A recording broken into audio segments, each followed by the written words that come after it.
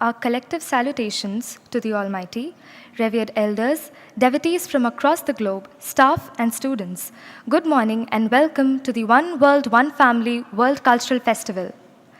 Steeped in the wisdom of the Mayan and Aztec civilizations, Mexico is known for its reverence for nature, its profound art, and its deep spiritual traditions that honor both the earth and the divine.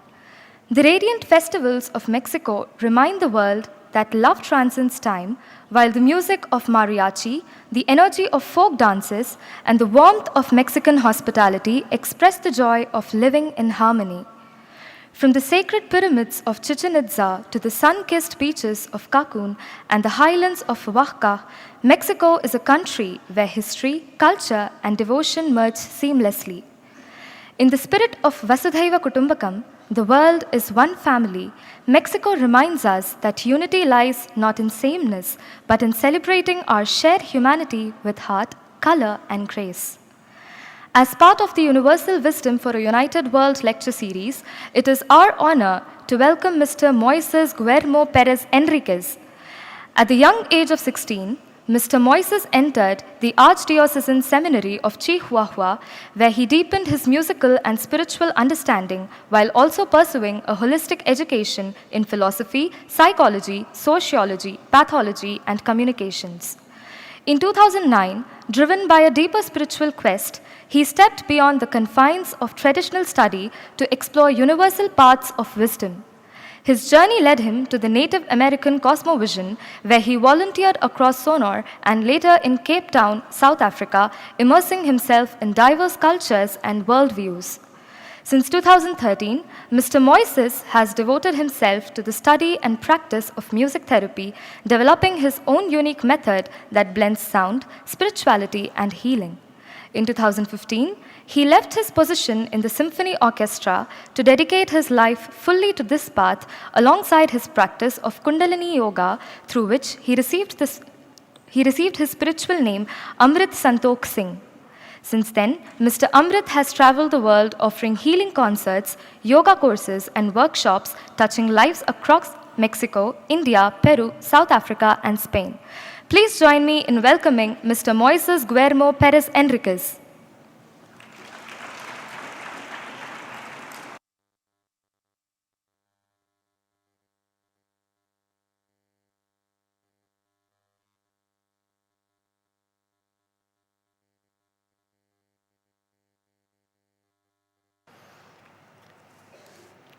Hello and good day, brothers and sisters. It's an honor for me to be here from Mexico to share the spirit of my country, a place full of wisdom and ancient knowledge, and which has been hard to put into words. I wish to transmit to you today. That is where the wealth of Mexico can be found, as this ancestral knowledge is great, sometimes amazing, and unfortunately, that immense knowledge can be overshadowed in the translation to another's languages or cultures. These diversities in Mexican cultures is comparable to the variety of ecosystems and climates found in my country. Each people in each specific climate has developed connection with Mother Earth. In her, they have found the cure for their illnesses through plants and animals, from which nature has offered them healing over millenniums. And this, until now, is one of the pillars of Mexican culture. The original cultures of Mexico have had since ancient times different categories of plants, and there is a very special category that currently and by tradition is called sacred. Each culture has its own category of sacred plants, but today I want to tell you about one of our original cultures, the Mexica culture. The Mexican Empire considers 7 plants sacred in their cosmovision and tradition. These plants are able to alter for a moment the perception and sense, making it possible to receive remarkable messages and doubt they were as spoken by another person. These often contain spiritual or practical wisdom to solve problems. Some are musical, others cures for illnesses, and an ample variety of knowledge and abilities that can activate and develop the human mind. Today, science knows that these substances from the plants considered sacred by their ancestors are able to initiate neuronal connection, improve endocrine function in the body, and cause a feeling of well-being where the person can manifest states of health and relieve suffering. An example of this mysticism is the story of the well-known healer Pachita, famous for performing psychic surgeries and miracles transplants of organs. Her original name was Barbara Guerrero from Parral, Chihuahua. She was able to materialize organs and perform surgeries on her patients without anesthesia. This miraculous phenomenon drew the attention of the scientific community. The most well-known researcher of the healer and shaman Pachita was made by the famous Mexican neurosurgeon and scientist Jacobo Greenberg. He explained that the healings were due to the unique interaction between the brain and space-time, or as he called it in his theories, the lattice, a fundamental holographic energetic matrix of information that contains all the potential possibilities of the universe.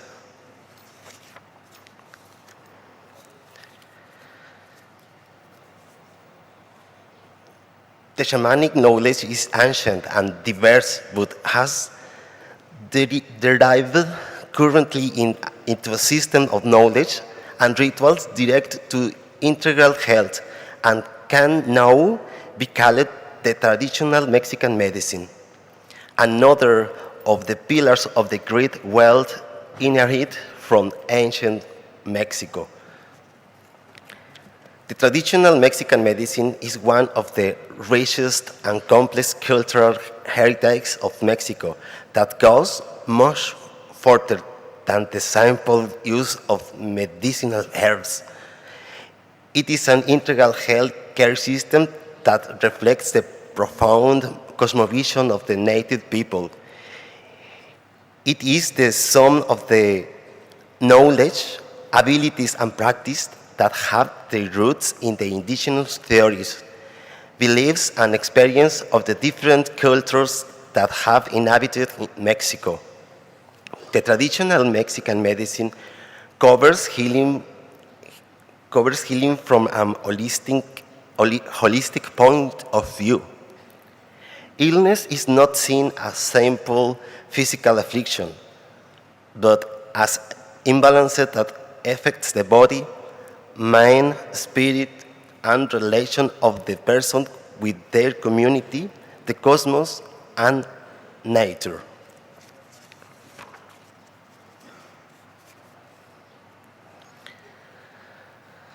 Returning to the topic of original Mexican languages, however, note concerning linguistics, both its deepest meanings and powers that have a special frequency related to an energetic and vibrational level with the spirit of the plants, animals, and natural elements. They also interact with natural forces and phenomena such as tides, wind, or rain. Along with this, another important aspect in the cultures and languages are the chants, which have the quality of cultivating connection with nature, consciousness, and the soul, and the manifestation of different things such as miracles, healings, or significant changes in people's energy. Each language originating in Mexico has a hidden unique power or quality. I can give you some examples so you have an idea of the spiritual connection of my native people. The chants of the Comcat tribe have healing qualities from the soul to the body. The chants of the Wirrárica tribe have the capacity to translate in real time what the wind says when it gusts. In different cultures from Mexico, we find people with the sensitivity to be able to change climate spells in the sky and sea. This phenomenon is always a result of words or chants expressed by people with this ability to connect.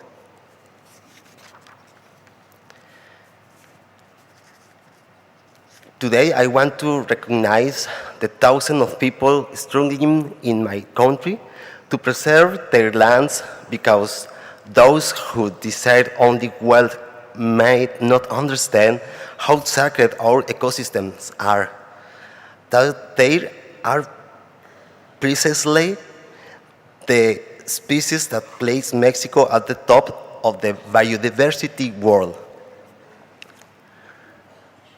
And to also continue inspiring the entire world to be in harmony with nature. Young people need to stay in touch with their surroundings. They should learn about the plants that can heal, that can nourish us, how to take care of the animals, species that protect the balance of every ecological systems. Now, I also want to share with you a little about what I do, what I have dedicated my whole life to. That is to carry a message of love, peace, and an inner spiritual connection to every city in my country through something I call healing concerts. Over the past 3 years, I have given approximately 180 concerts around different states in Mexico. As a musician and musicotherapy researcher, I consider this spiritual energetic connection through vibration, chanting, and music to be very important. Over the past years, as a violinist, the instrument that I studied up to university level, I have had the opportunity to connect with different cultures around the country. Travel games were always singing and playing instruments. In fact, at the age of 4, I would play concerts early Sunday mornings in front of my house for everyone to hear. And at the end, I would announce the next concert for the following Sunday. That was how I played, and I am still doing it, but professionally. My dream was always to play music for people, but that process was not easy. I had to spend my whole life defining this calling in my soul from that early age. After defining my entire family and the society that I grew up in, I finally was able to dedicate myself professionally to music. I finally was able to perform in a professional orchestra where beautiful, sublime music was played. But deep down, I still felt that anxious calling of the spirit to dedicate my life to the music within me. I felt that I wasn't born to play music, but was born with the music within me, and that had to be expressed. I felt that I needed to focus my music on healing. So, in 2015, I decided to end my contract with the Symphony Orchestra of the University Autónoma of Chihuahua and dedicate myself to follow my dream and vocation to compose original melodies that had the power to harmonize the mind, emotions, and body. It was not easy in the beginning to make a living following this path. The first problem I had was how to communicate the fact that the music and sound have these healing powers. I have spent over 10 years designing experience through traveling of how sound and sound healing sessions can connect people from within to consciousness of their body and mind. Now I can share with you that the study of music is making me understand the mysteries of the universe and quantum mechanical process. Currently, my research has come from my own method of musical therapy that I am developing. Thanks to research that has come from scientists such as Masaru Emoto, who investigate the behavior of water, the formation of its crystals, and the influence of music, words, and thoughts in the structuring of the H2O molecules and its geometry. We have evidence of the importance of how we perceive the world and how, through thoughts, we modify the matter we perceive. This phenomenon is intimately related to our beliefs and with what we consider as true, good, and beautiful, qualities that in matter we don't not always consider at first sight, but that is something more profound. These universal categories we then give to the matter we observe. This knowledge led me to reflect on the quantum mechanics experiment of the double gap identified by the scientist Thomas Young. He gave evidence that matter is available in every way until it reaches someone and when observed manifests the fractal of the universe, creating its reality. I have dedicated my life to conveying that message through music, traveling each week to different regions, sometimes different countries, giving an average of 10 concerts each month.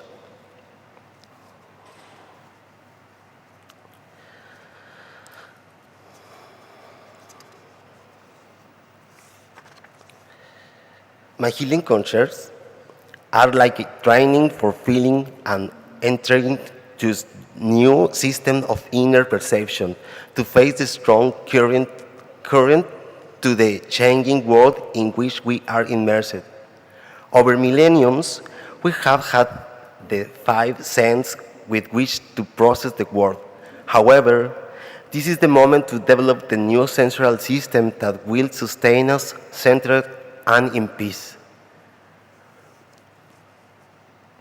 With the mental and emotional cleansing people experience in my concerts, I want them to find the peace they have within their souls and minds, so that they can more clearly hear their inner guide. This will make them more productive, creative, and bring them closer to their soul, more beautiful than anything I could have imagined. Thank you for recognizing all the years of work that I feel is just the beginning of the mission that the divinity has blessed my soul with. Now, I want to share some of my music with you because music is my message.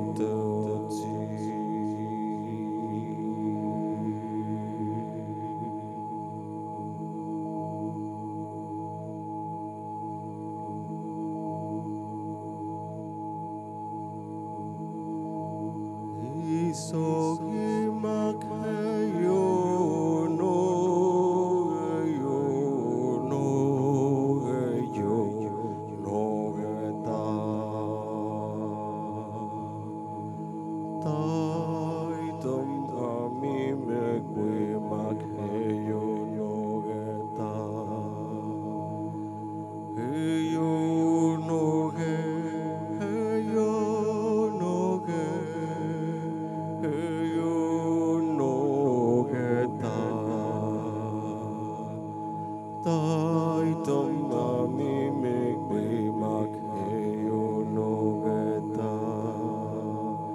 Ashokano heyo no geyo no geyo no geta.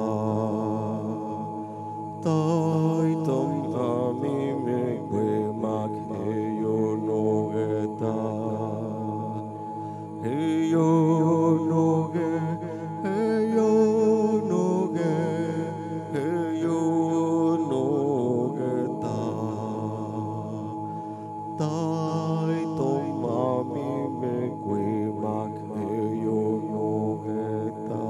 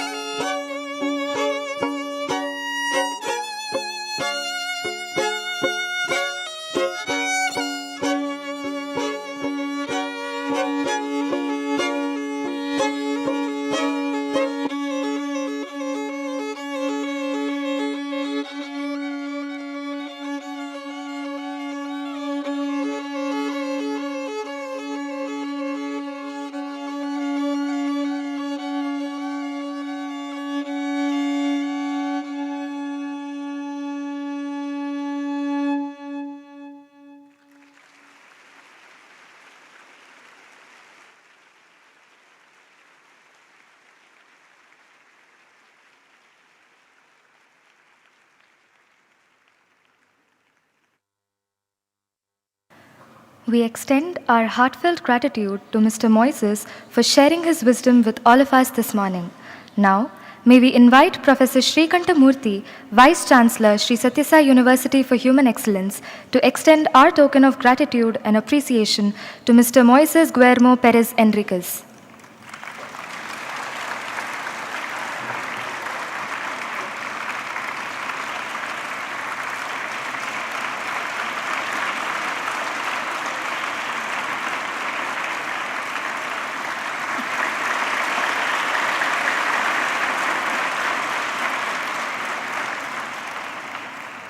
Now, we shall have a short break and reconvene for Satya Darpan.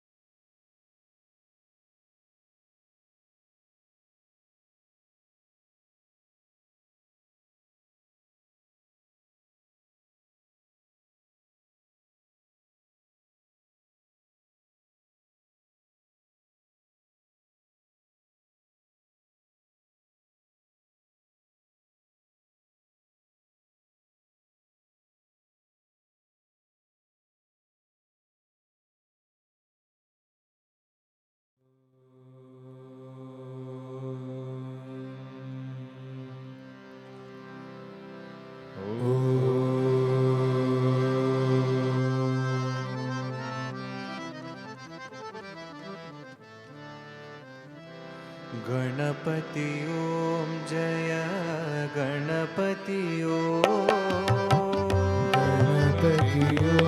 जय गणपति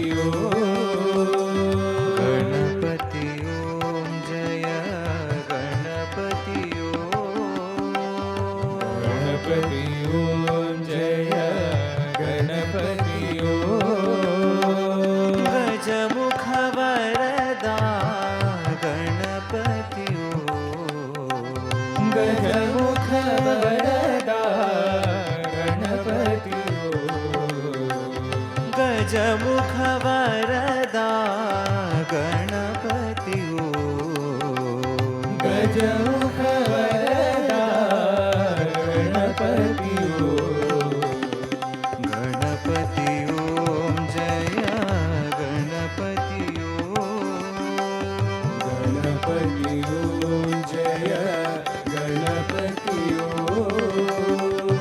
मूषिक वाहन गजानना मूषिक वाहन गजानना मूषिक वाहन गजानना मूषिक वाहन गजानना मोदक हस्ता गजानना मोदक हस्ता गजानना मोदक हस्ता गजानना मोदक हस्ता गजानना परम निरंजन गजानना परम निरंजन गजानना परम निरंजन गजानना परम निरंजन गजानना पाद नमस्ते गजानना पाद नमस्ते गजानना तव पाद नमस्ते गजानना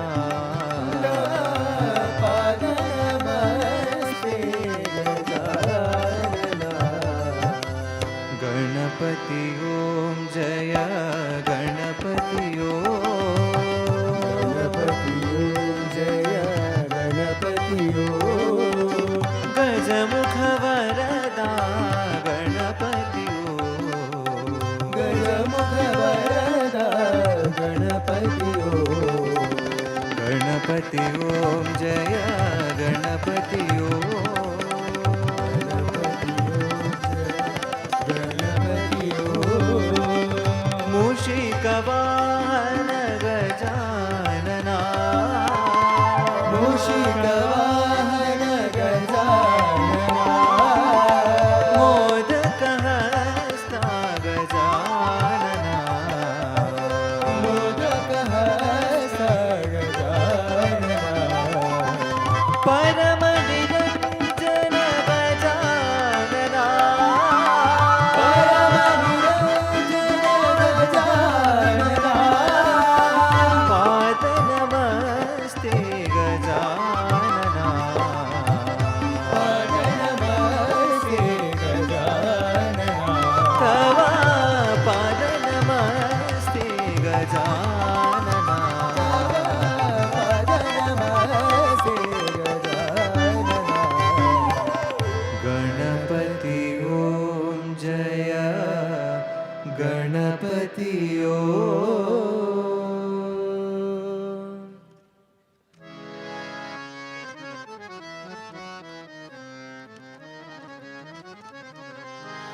वैदेही प्रिय वैकुण्ठरामा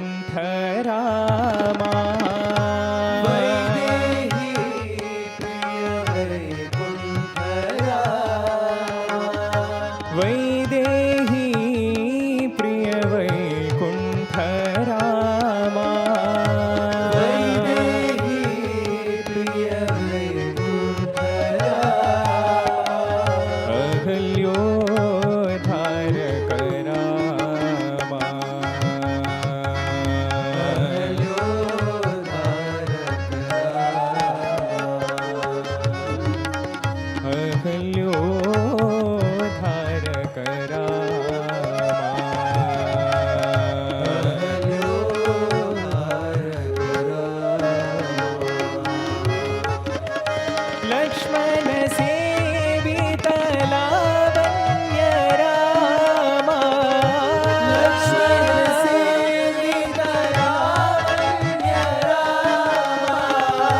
लक्ष्मण सेवित लावण्य रामा लक्ष्मण सेवित लावण्य रामा दशरथ नंदन रामा रामा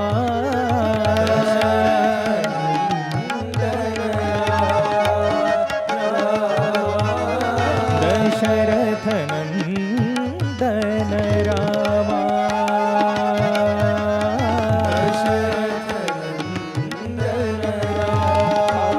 रघुवर जननी जानकी रामा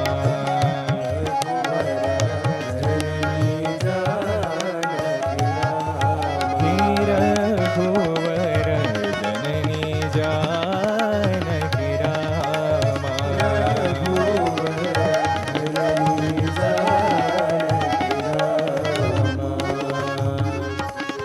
वैदेही प्रिय वैकुंठ रामा वैदेही प्रिय वैकुंठ अहल्योद्धारक रामा अहल्योद्धारक रामा लक्ष्मण सेवित लावण्य रामा लक्ष्मण सेवित लावण्य रामा दशरथ नंदन रामा रामा रघुवर जननी जानकी रामा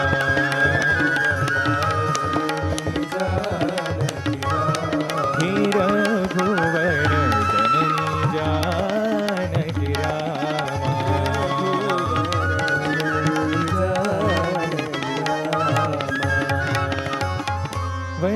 वैदेही प्रिय वैकुंठ रामा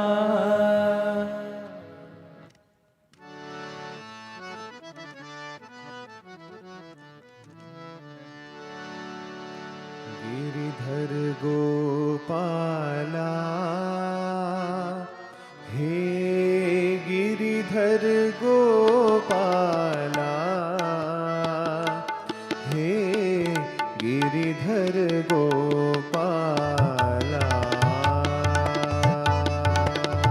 गिरिधर गोपाला हे गिरिधर गोपाला हे गिरिधर गोपाला गिरिधर गोपाला हे गिरिधर गोपाला हे गिरिधर गोपाला गिरिधर गोपाला हे गिरिधर गोपाला हे गिरिधर गोपाला मीरा के प्रभु गिरिधर नागरा मीरा के प्रभु गिरिधर नागरा मीरा के प्रभु गिरिधर नागरा मीरा के प्रभु गिरिधर नागरा सूरदास के श्याम मनोहर सूरदास के श्याम मनोहर सूरदास के श्याम मनोहर सूरदास के श्याम मनोहर भक्तों के सत्य साई मनोहर भक्तों के सत्य साई मनोहर भक्तों के सत्य साई मनोहर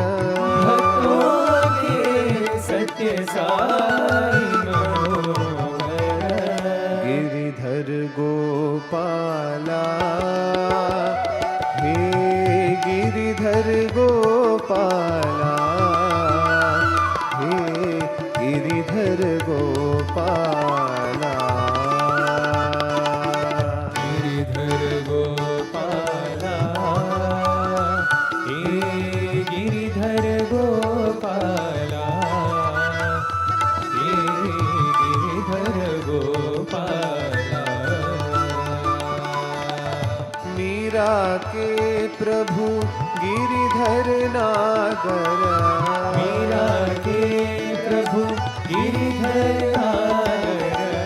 सूरदास के श्याम मनोहर, सूरदास के श्याम मनोहर।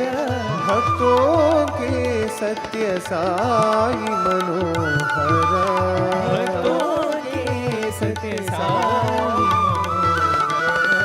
भक्तों के सत्य साई मनोहर, भक्तों के सत्य साई मनोहर।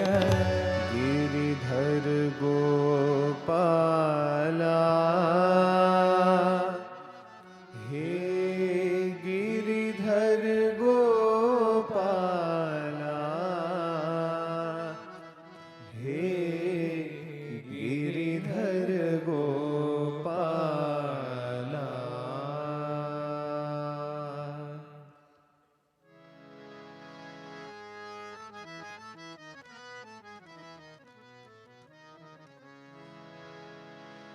गुरुदेवा प्रिय देवा साई देवा दयामया। देवा प्रिय देवा साई देवा दयामया। गुरुदेवा प्रिय देवा साई देवा दयामया। देवा प्रिय देवा साई देवा दयामया। विभूति सुंदर शशांक शेखर, विभूति सुंदर शशांक शेखर। विभूति सुंदर शशांक शेखर, विभूति सुंदर शशांक शेखर। साई शंकर दया करो, साई शंकर दया करो। साई शंकर दया करो, साई शंकर दया करो।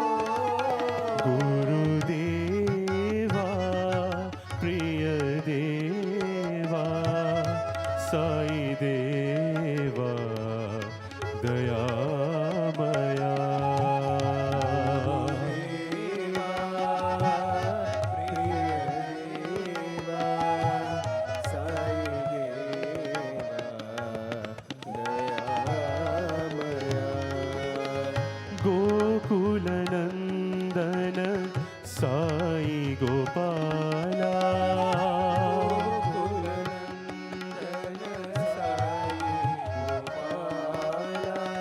रघुकुल भूषण साई रामा,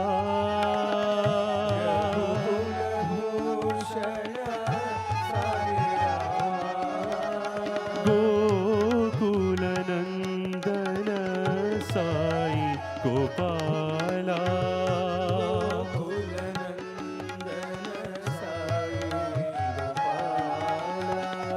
रघुकुल भूषण साई रामा,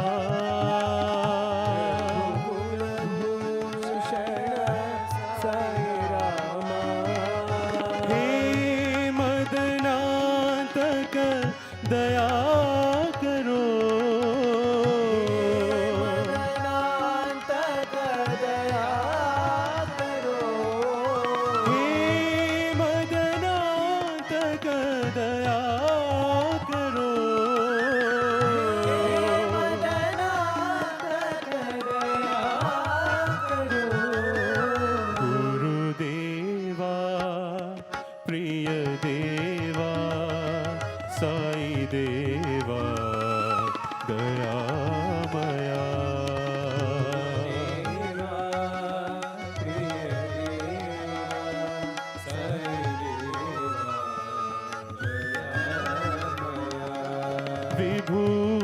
सुन्दर शशाङ्क शेखर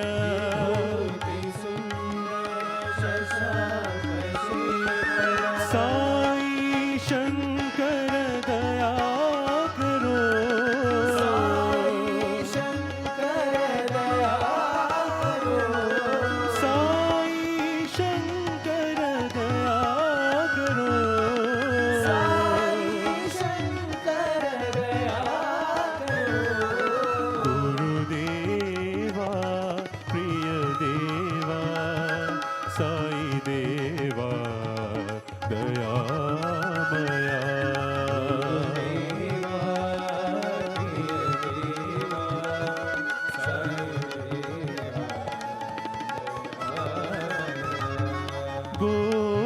गोकुलनंदन साई गोपाला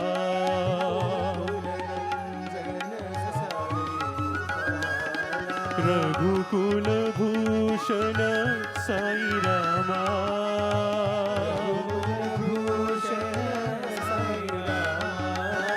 हे मदनांतक दया करो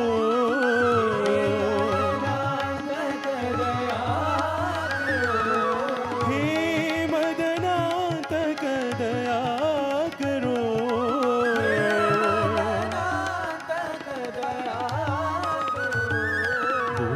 गुरुदेवा प्रिय देवा साई देवा दयामया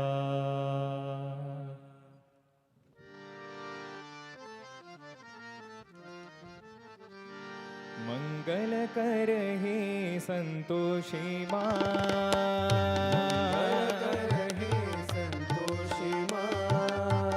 मंगल कर हे संतोषी माँ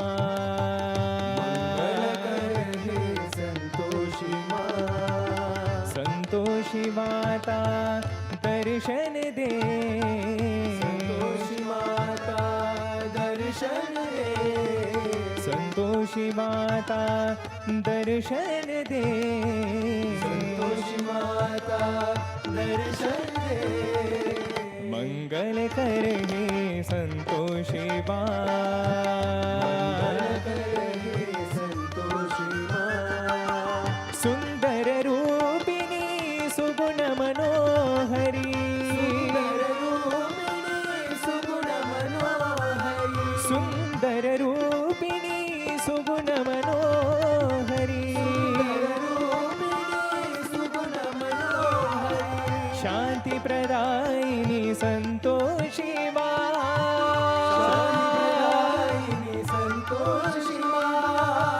शांति प्रदायिनी संतोषी माँ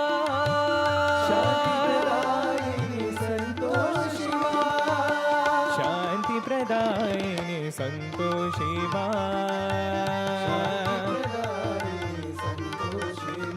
हे शांति प्रदायिनी संतोषी माँ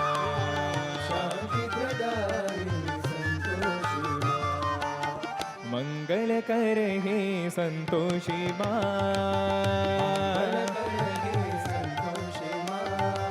संतोषी माता दर्शन दे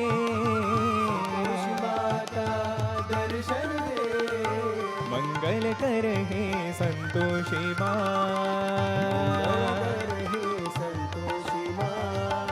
सुंदर रूपिणी सुगुण मनोहरी शांति प्रदायिनी संतोषी माँ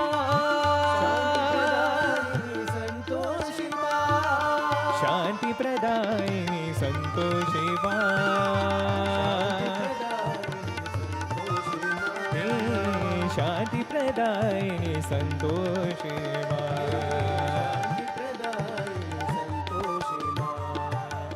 मंगल कर हे संतोषी माँ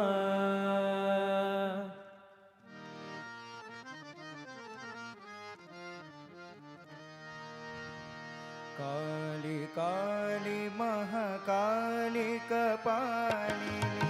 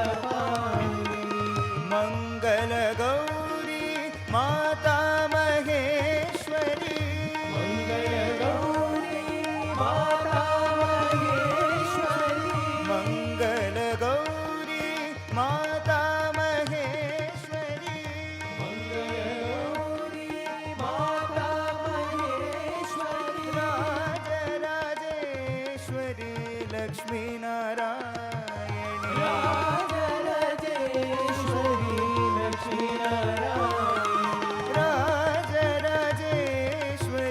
लक्ष्मी नारायणी राजराजेश्वरी लक्ष्मी नारायणी काली काली महाकाली कपालिनी काली महाकाली कपालिनी दुर्गा दुर्गा देवी दुर्गा भवानी दुर्गा दुर्गा देवी दुर्गा भवानी काली काली महाकाली कपालिनी काली महाकाली कपालिनी मंगल गौरी माता महेश्वरी मंगल गौरी माता महेश्वरी राजराजेश्वरी लक्ष्मी नारायणी राजराजेश्वरी लक्ष्मी नारायणी राजराजेश्वरी लक्ष्मी नारायणी राजराजेश्वरी लक्ष्मी नारायणी काली काली महाकाली कपालिनी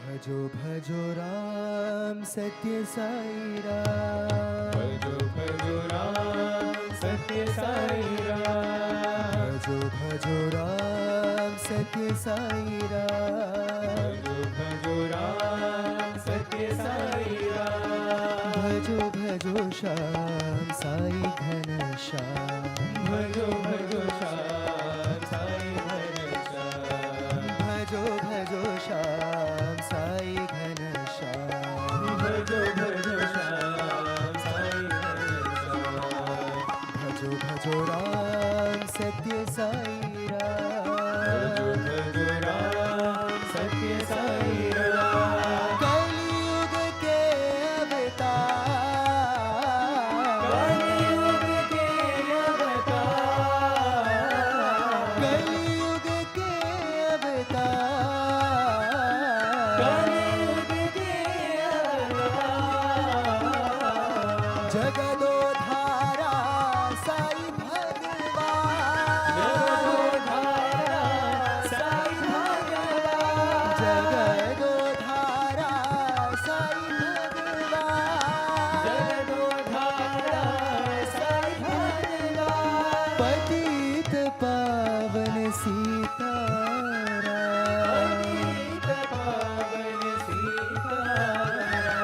पतित पावन सीताराम पतित पावन सीताराम पतित पावन साई राम पतित पावन साई राम पतित पावन साई राम भजो भजो राम सत्य साई राम भजो राम सत्य साई राम भजो भजो श्याम साई घन श्याम भजो भजो श्याम साई घनश्याम भजो भजो राम सत्य साई राम भजो राम सत्य साई राम कलयुग के अवतार कलियुग के अवतार जगदोधारा साई भगवान जगदोधारा साई भगवान पतित पावन सीताराम पतित पावन सीताराम पतित पावन साई राम पतित पावन साई राम पतित पावन साई राम पतित पावन साई राम भजो भजो राम सत्य Sai Ram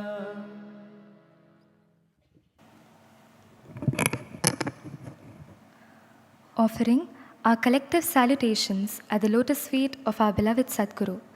Revered elders, devotees from around the world, staff and students, a very good morning and welcome to Satya Darpan. In his last discourse, Sadguru began by quoting the message of sage Vedavyasa, Paropakaraya Punyaya, Papaya Parapidanam, meaning, Helping others is a virtue and harming others is a sin. Elaborating on this, he said that all actions must be performed for the welfare of others beyond one's comfort zone and despite challenges involved. Emphasizing the importance of the virtue, integrity in Kali Yuga, Sadhguru explained that the alignment of thought, word, and deed is the essence of true living. He defined yoga at the physical level as Sharira Madhyam Kalu Dharma Sadhanam. The body is the primary instrument for righteousness, and at the mental level as Samatvam Yoga Muchyate. True yoga is being equanimous. While expounding the second shloka of the 17th chapter, Na katachit jagat asmin tatvagno hanta khidyati yata ekena tenedam purnam brahmanda mandalam. Sage Ashtavakra tells King Janaka, the knower of truth never feels distressed in this world, for the entire universe, this cosmic sphere, is already filled and complete by that one alone. Concluding the discourse, Sadhguru reminded us that one cannot hold both God and the world together. Therefore, we must consciously choose God above all else, and such transformation, he said, comes only through sincere efforts. We now pray to Sadhguru to bless us all with his divine discourse on the Ashtavakra Gita.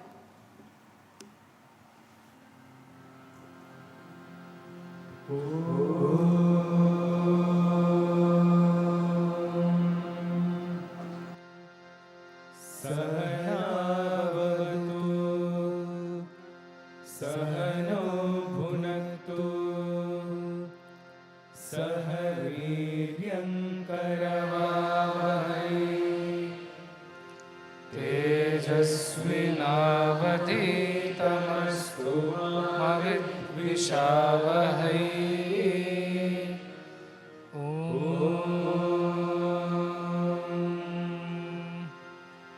शान्ति शान्ति शान्तिः.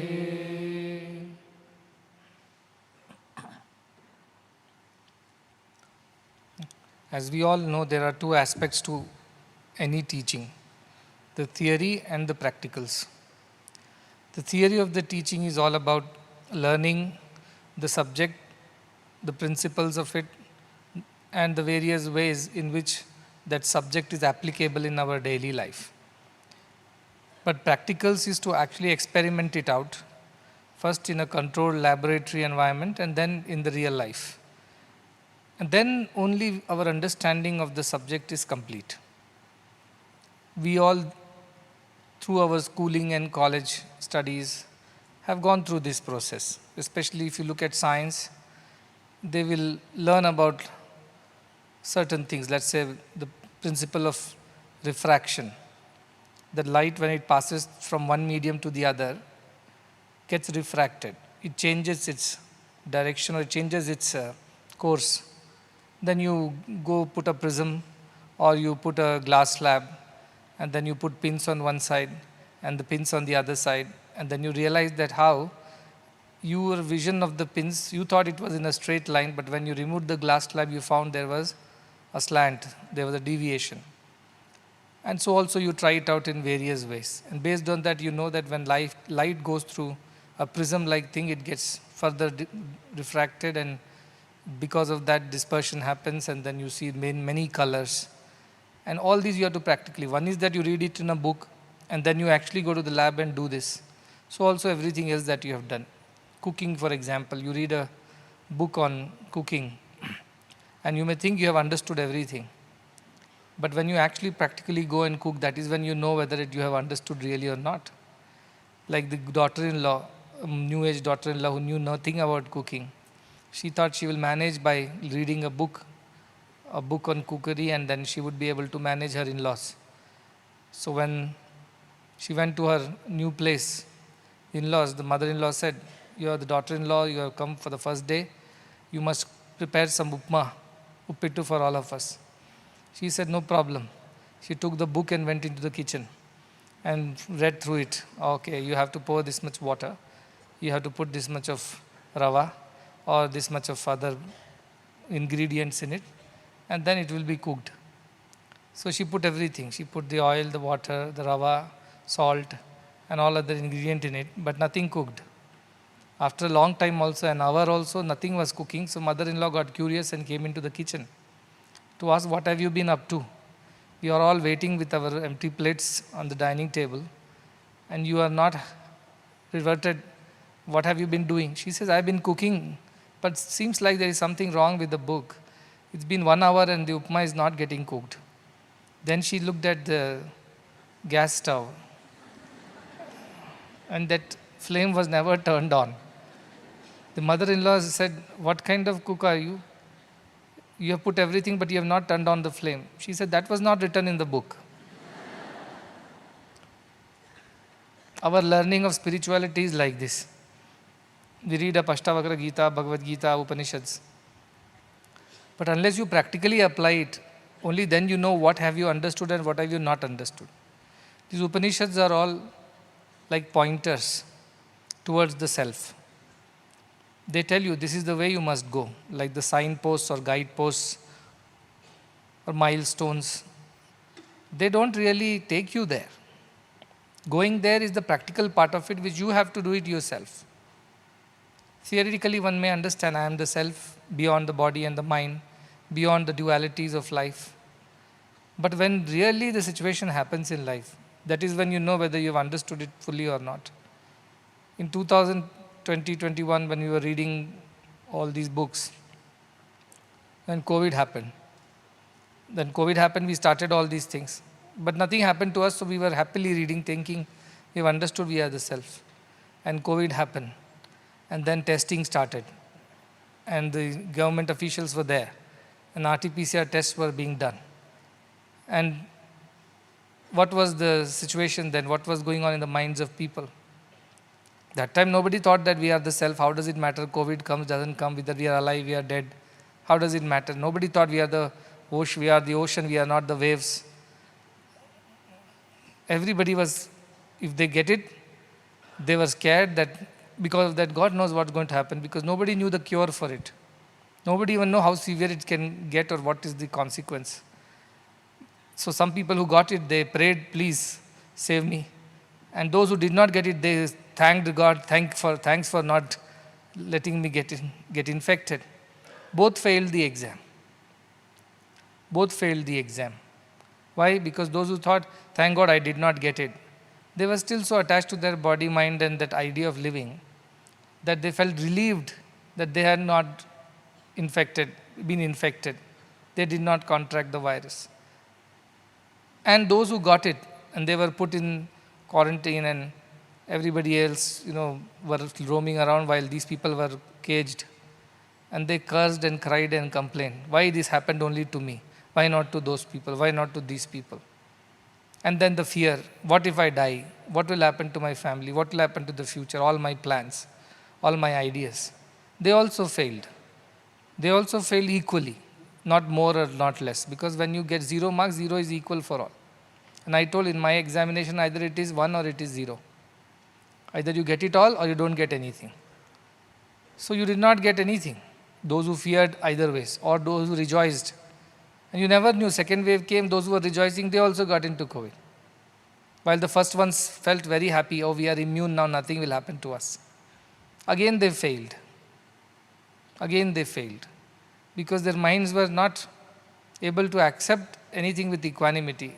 They swung either on the positive side or on the negative side of things. So that is the practical exam. See, when you read these spiritual paths, many people say spirituality is very difficult. That's why somebody, Manushyanam Sahastreshu Kaschit Yatati Siddhaye. Very few people out of thousands walk this path. Because theory part, most of them walk. It's very nice to hear shlokas, mug up some Sanskrit verses and rattle it out like a pandit. But the moment practicality comes, that life, the big laboratory of life starts testing all these theories. Your child dies, your father goes missing, your job is lost, you contract a terminal illness, your business is all gone, your good friends turn against you, there is slander and scandal flowing everywhere. You thought all these people were yours and suddenly none of them are yours. Even God seems not to be responding to you anymore. Nothing is going right in life. Everything is becoming a failure. All your big grand plans that you were working on for all these years, they turn into dust. And suddenly you feel all alone and abandoned in this wide, wide world. And yet you do not flinch, you do not shake up. Your convictions are still intact. And you still remain equanimous without being affected by whatever has happened or happening or going to happen.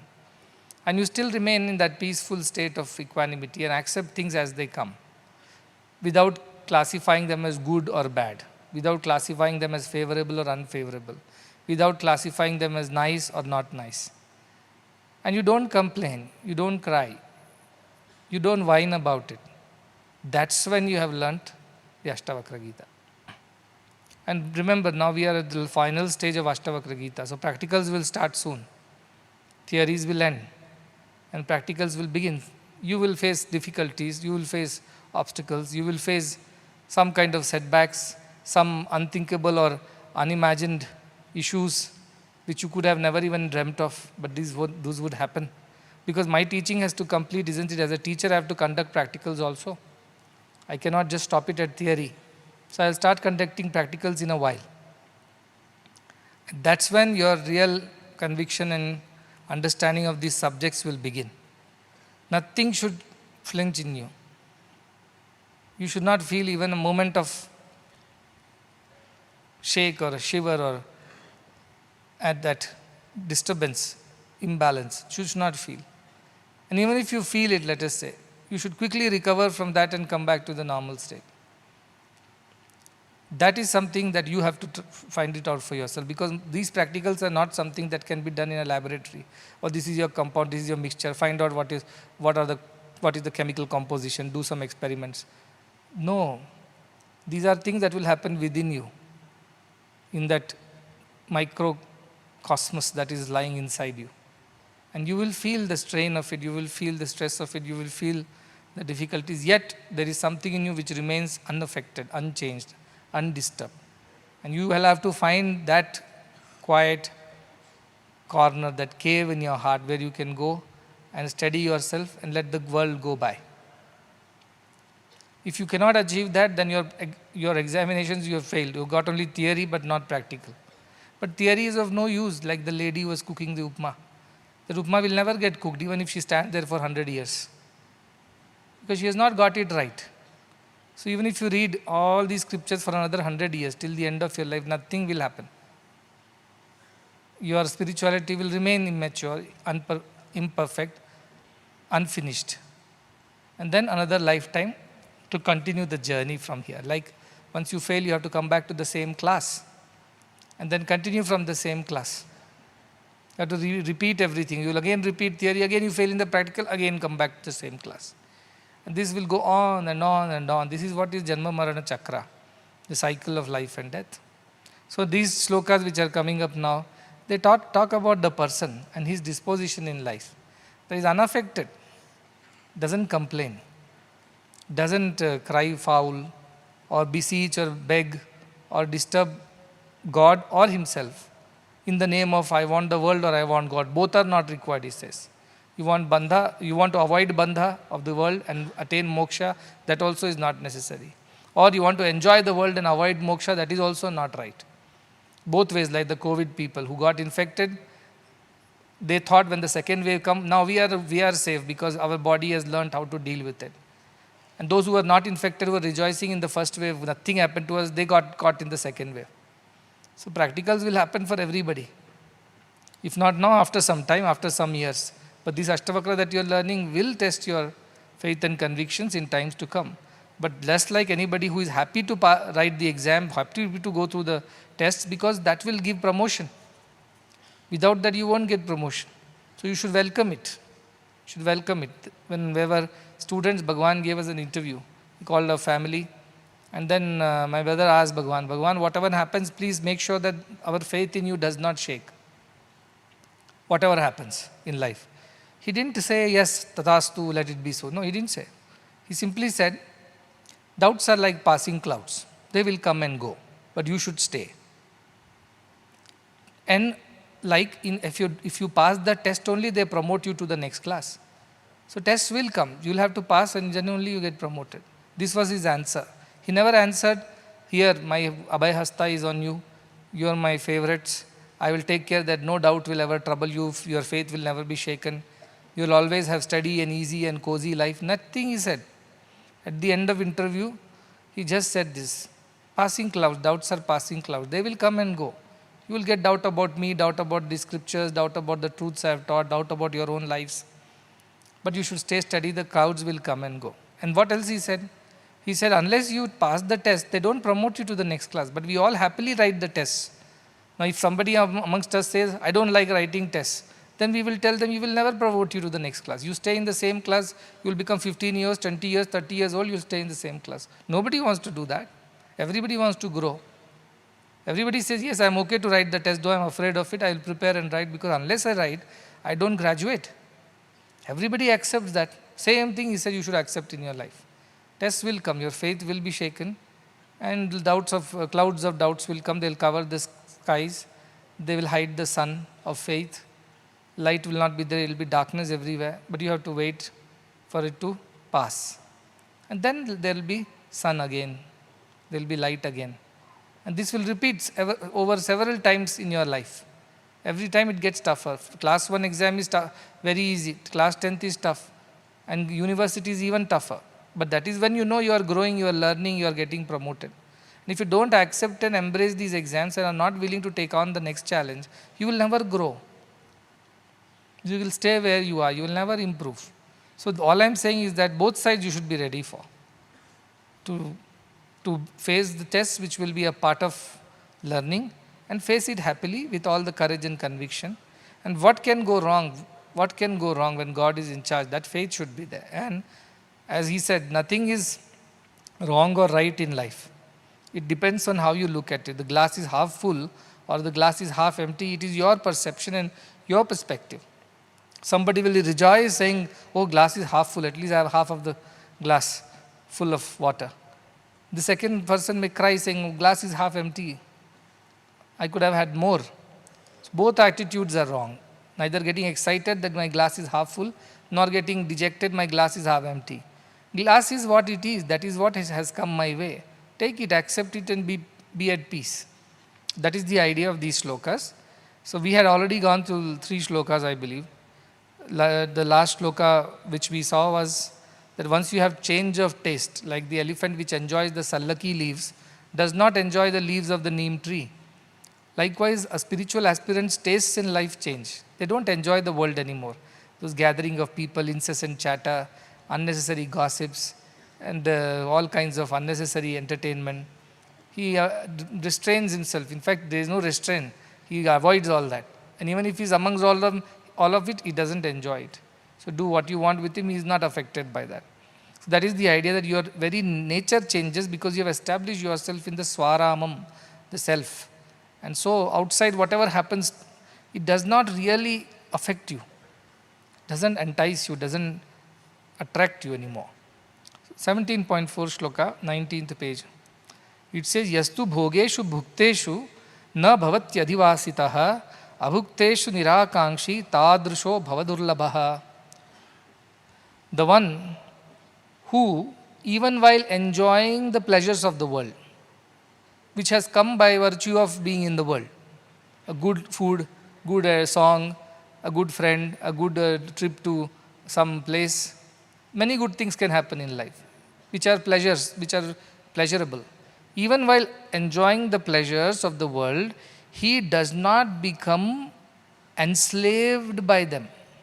Bhavati adhivasitaha. He doesn't become controlled by them, influenced by them, affected by them, absorbed in them, enslaved by that process of enjoying the pleasure. It means he'll eat good food and so be it. That's it. It's good food. Nice. Thank you. That's about it.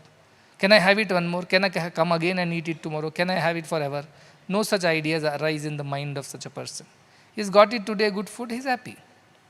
Then, abhukteshu nirakangshi tadrusho bhavadurlabha. It is very rare, bhavadurlabha, to get such a person. What kind of person who's abhukteshu? Even while seemingly enjoying the pleasures of the world, he is actually unaffected. Such a person is rare to come by. Running away from the world and hiding in the cave and not enjoying the pleasures is one thing. But what has been given to you by virtue of your destiny or by virtue of your role, you still enjoy it but never get affected. Abhukteshu. Bhoga is there but bhukta bhavana is not there. Bhoktritva bhava is not there. Kartritva, bhoktritva, two bhavas are there, doership and enjoyership. Though he is experiencing the world and the pleasures, but he is not really enjoying those worldly pleasures, is how it is said. He is there but not there kind. Then a Nirakankshi has no desires whatsoever, because if it comes, so be it. If it doesn't come, so be it. He is like that. Absolutely desireless. Tadrusho, such a person like this one, Bhavadurlabha, very rare to find in this world. Very rare to find. So Ashtavakra itself is saying, if you don't find too many people of this kind, don't be surprised. Because this is a rare breed. It does not happen everywhere, every time. When I went to Himalayas, they told me there is a Brahma Kamala, which blooms every so many years, I don't know, 12 years or something once. So that time the tourist crowd is very huge because they all want to see the Brahma Kamala flower. And so I also went, I was very keen, so I was roaming, searching for that Brahma Kamala flower because it generally grows in the slopes. You don't really can access it very easily, you can't. But fortunately we found one or two of them which were growing, so we felt very happy. Idea is there is a rare breed like the rare Brahma Kamala which happens once in 12 years and you don't get to see everywhere. It happens in some corner, there has to be too many conditions which should be right for it to bloom. So like that, such people are rare to come by. They are rare on this earth. That is why when such a person you come across who is like this, you should feel very blessed. Oh, I have at least seen somebody like this. Like a rare diamond, like a rare jewel. We go to UK to see Kohinoor there.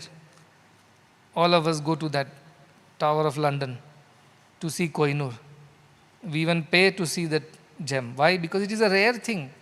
It's not there on every shelf, in every street, in every house. Once in a while such things happen. Such a person who is there in the world, yet the world is not in him. Who is enjoying the world, but the world is not enjoying him. Who is there doing everything, but nothing is being done by him. Such a rare person is very difficult to find in this world. Ashtavakra himself says. So I don't expect all of you to pass. That's what I mean. Even if one of you passes the test, I think I have achieved something. Isn't it? Because you will be some rare person who will get through this. All others will at best get good theory marks, but they'll fail in the practicals. So that's no test at all. Yesterday your theory test happened. I don't know what you people wrote, but whatever you wrote, you will get marks for it. But practicals are either you get it or you don't get it. Like when schools or colleges will have chemistry experiments, they'll give you a mixture of salt or something. And you have to identify which is this mixture. So you have to try, some standard tests are there. Either you get it or you don't get it. That's how it is. Like that, practical is where you get it or not get it. But without full practical marks, you don't pass at all. Even theory is wasted. Because no marks for theory. Unless it is coupled with the practical marks. So this is the idea. Such a person is very, very rare to find. We heard about Tripura Rahasya in which this Hemaleka was there. She was married to Hemachuda, who was enamored by her physical beauty, and he begged her father to get him married to her. The father saw, who was a jnani, that yes, this marriage will lead to the good of everyone. Let her get married. So she gets married to him. She is a jnani. Hemachuda is a worldly man. He only wants to enjoy her beauty as a wife. So he is always busy trying to enjoy her. And she is hardly responding. She is there but not there. So one day he gets very disturbed, saying, I have been seeing that, is there anything wrong with me? Are you not happy with this marriage? You seem to enjoy no marital pleasures. You seem to not in a way be in the moment. Why are you not responding to me? She said, I am here, what is wrong? I am there, here. No, I can clearly see. You are elsewhere, your mind is elsewhere. You are not a part of this. That he observed for some time, then he started feeling angry first. Why she is being like that, she is insulting me and all that. But slowly she explained.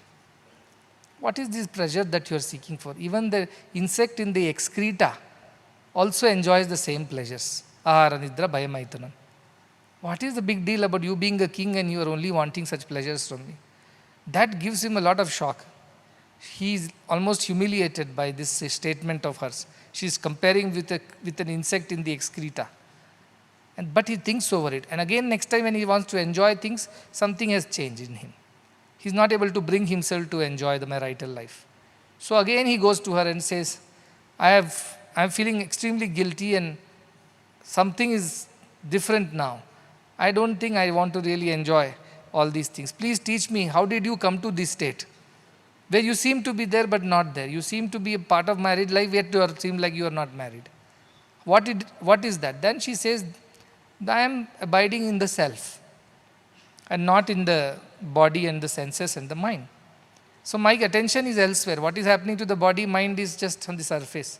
My attention is somewhere else.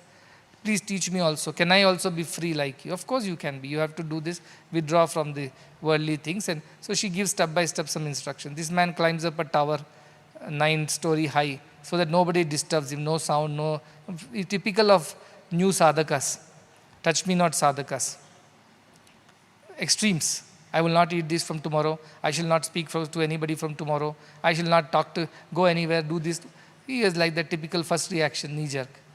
And climbs up, tries this. Sometimes he sees light, sometimes he sees darkness, sometimes he sleeps off during meditation. So he's struggling his way. But good that he started off. Then she goes one day then he comes to her and asks, what is going on with me? Then she says, nothing. You are simply trying to meditate, but your mind is slipping into altered states of existence. Sometimes you see some kind of hallucinations of light and colors and darkness sometimes, and then sleep off when you are tired, your mind gets tired. That's not what self is. It is beyond that. Then when she teaches, he realizes, he next goes into it. After some time, he loses his thing and gets into the samadhi state, that savikalpa samadhi, and he's enjoying that samadhi. His eyes are drowsy, he's intoxicated, there's sense of bliss, every hair is standing on its edge. He's absolutely thrilled. And then she tries to disturb him, tries to tell that this is also not it is, but he gets upset, said, oh, you knew all these things existed, then how could you even marry and how could you be even part of this whole thing? Look at this. In Hindi say, Tota chana baje ghana. Means empty vessels make lot of noise. So these new sadhakas who have experienced some small things, they think they have achieved it. And he is giving gyan to his own wife who is teaching him. Saying, I pity you that you are not staying in this state of bliss, that you are still, knowing this, you are behaving like an ordinary woman. She laughs at his foolishness. Anyway, she teaches further that what is the use of that samadhi which comes and goes with the opening and closing of the eyelids. That 1 centimeter eyelid that opens and closes, your samadhi is gone in that. What is the use of such samadhi? Then he says, oh, so is there something beyond that? Of course, she explains. And then she explains the idea of sahaja samadhi, that you are always, your attention is there. Like Ramakrishna Paramhansa says, somebody who has a toothache, whatever you are doing, your mind is on that tooth which is paining. All the time. Even if you are teaching, speaking, your mind, your attention is there. Like a mother whose baby is in the cradle, even she goes on doing her daily chores, her mind is on the baby. Small cry from the baby, she is attentive. Others don't hear it. Why? Because others are not paying attention. That new mother is paying attention. So amidst all the noise of the vessels and the work, even a little cry from the baby, if the baby wakes up, she realizes and runs. In the same room, 10 people might be there, they don't realize it. Like a miserly person whose attention is always on the money in the pocket, keeps checking again and again whether the money is there or money is not there. Even if he's talking, walking, moving around, again and again he keeps checking because his mind is on the money, not on this. Or like a newly married man whose mind is only on the wife who is at home, even while he goes to work. This is how Ramakrishna Paramhansa says to say how one should live in the world. Go about doing what you have got to do, but your attention is elsewhere. That is why you are there, yet you are not there. That is why Hemaleka is there with husband, but still she is not there. Her attention is elsewhere. That is what bothers the husband, but she teaches him. That time she tells a beautiful story. It's a little complicated once, for the sake of enjoyment I am telling the story. She says, first she did not teach him all these things. First she teaches about a story which is a parable, and it is symbolic. There is no real story like that, like our Ashwatha tree. It hangs upside down and all. There is no real tree there. You can't find it. It is a symbolism to tell how the world operates. So in this story of Tripura, what she says is that she was once living with her mother. Who is her mother? The goddess Tripura. Who is goddess Tripura? The one who resides in all the three states of waking, dreaming and sleeping. The consciousness. Pura means city, 3 cities. Her mother has lordship over 3 cities. Not real 3 cities. The 3 cities are waking state, dreaming state and deep sleep state. Yet the consciousness remains. So she is Tripura. So it's all symbolic. So Hemleka says, I used to live with my mother, but she introduced me to a friend of hers. So I started playing with the friend of my mother. And we were very happy. My friend was also very good. But my friend made another friend who was very bad. And that friend was extremely crooked, the bad friend. And what did she do? The bad friend of my friend got her married to her son. So I had a good friend. The good friend made a bad friend. The bad friend's son married my good friend. Till now my friend and I were very happy. We were same kind. But suddenly my friend's nature changed because of the new marriage. So her mother-in-law as well as her son, her husband, both were not of good nature. And because of that my friend became miserable. Till now we were good. But now she became miserable. Because she became miserable and she gives the name of all these people. One is the friend which name is not given.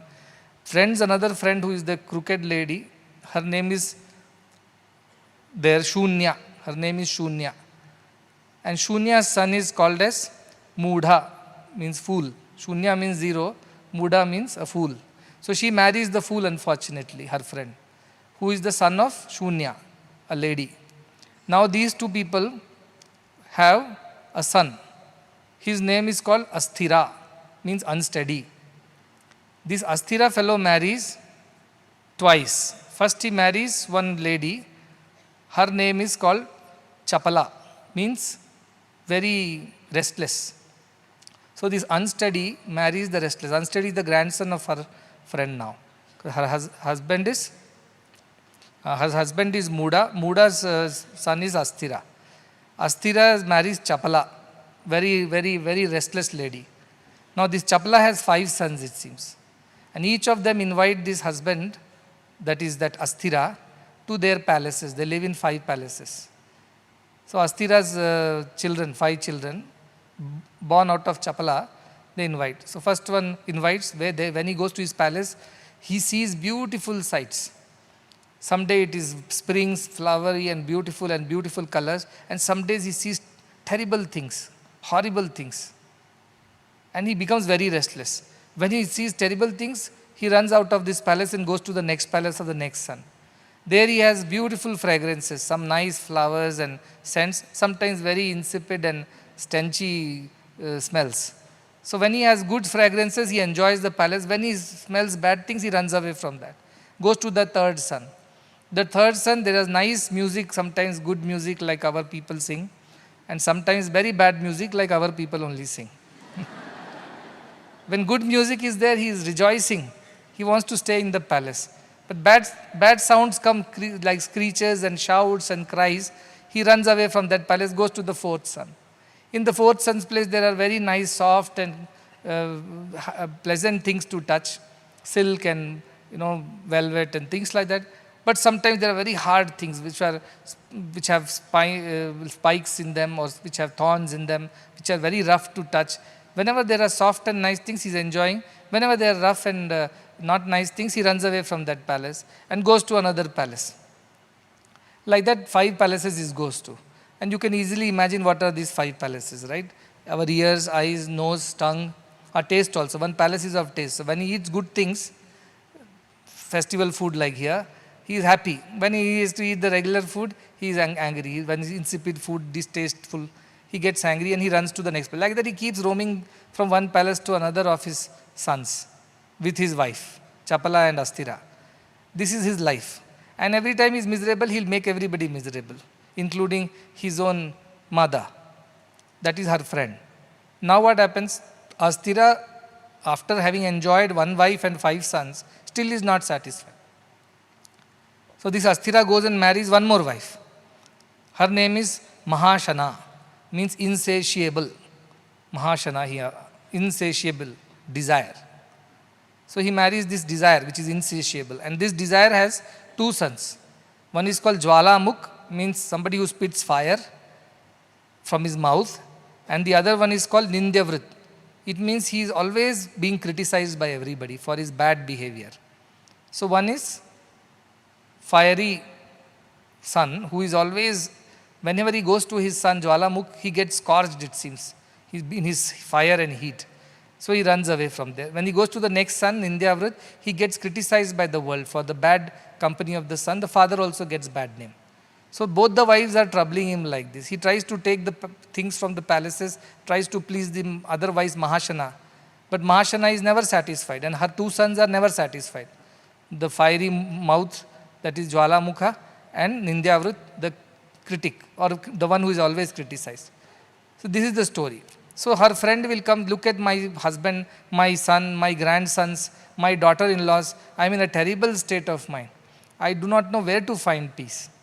But this Hemalekha says, I used to still stay with my friend because I could not leave her. She was such a good lady. And when she was miserable, I would become miserable. When she was happy, I will become happy. And her happiness and misery depended on what happened to her son and grandsons. All the time she is stuck in that. I used to feel pity, but what to do? I had one, and they lived in a big city of 10 gates, or 9 gates, something like that. City of 10 gates, let us say. And in that city, there was one commander-in-chief who is in charge, and he would go in and out of the gate, and main gate, and keep controlling the entire city. So in the night when all will go to sleep, but this commander-in-chief will be awake and taking care of everybody's safety, that time I will take my friend stealthily with me, because if they are awake, they won't let her go. So stealthily I will take her to my mother, and we will spend some time with my mother. My friend will feel very happy and peaceful. But again, once they come awake, she has to return to these people. One day I told, this is how long this is going to go on. When you come with me to my mother, you are happy. When you go away, when all your sons and grandsons and husband are awake, you go back to them and then you are again miserable. How long will this go on? Let us do something. So what she does, she calls this commander-in-chief, imprisons all the grandsons, the son, kills the husband, and gets her friend married to a new husband who is a very good man. And now they are all living in peace. This is the story Hemalekha tells Hemchuda. Hemchuda, you can imagine, as such he is dumb. On top of that, such a complicated story. So he tells Hemalekha, hey, you don't simply fool me. What is this story you are telling? How can there be a palace like this? How can there be people like that? How can somebody spit fire? So she says, you will find out. She doesn't tell the meaning of the story. Once he goes through this process of spiritual evolution, then she tells the meaning that my mother Tripura is the consciousness, which is the awareness. I am Jiva, that soul that we think of, that there is a soul in me, which is nothing but the consciousness. Wave is nothing but the ocean. But for the time being, let us say if you take a picture, there is a wave. Now we are talking about this wave. Now this wave has a friend, the good friend. Her name is Buddhi, intelligence. She is generally good and given by her mother. Consciousness only is powering the intelligence. So intelligence is a friend of Jiva. If you think and discriminate and act, you are going to be very happy.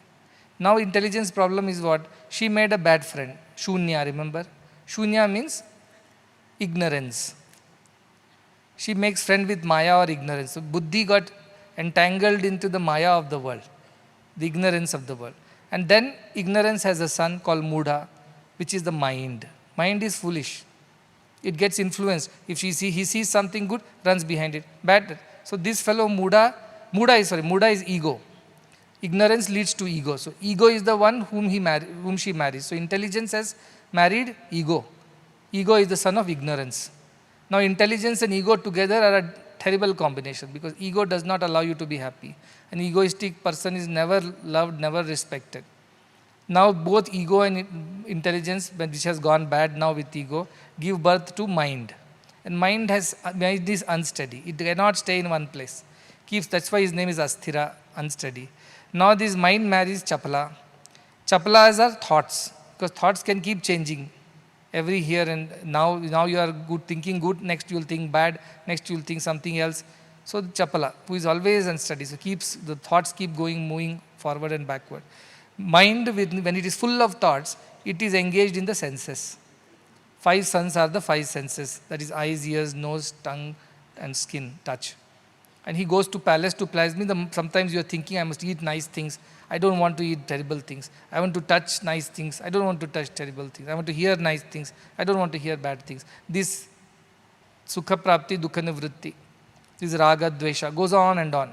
He's never satisfied. So he marries another one. Another one is Mahashana, insatiable. How much ever you feed her, she is not happy. How much ever gifts he brings from the palaces and gives to the second wife, she is never happy. That Mahashana is desire. Desires are never done. Mind keeps trying to fulfill the desires through the senses. But desire is never done. But whenever you fulfill the desire, what do you get? 2 things are there. Jwalamukha and Nindyavrit. The fiery mouth. Jwalamukh is who? Jwalamukh is somebody who burns you. Anger. When your desires are not fulfilled, what happens to you? You get angry. You start blaming everybody. That is the first son. The second son is called Nindyavrit. To fulfill desires, we do wrong things. Wrong things bring bad name to us. So these are the 2 sons of desires. Who are the 5 sons? 5 senses are the 5 sons of thoughts and mind. And 2 sons, that is anger and bad name, are the sons of desire. So all of them she captures finally, kills the husband. Husband is ego. So she kills the ego and gets the buddhi to marry a new man.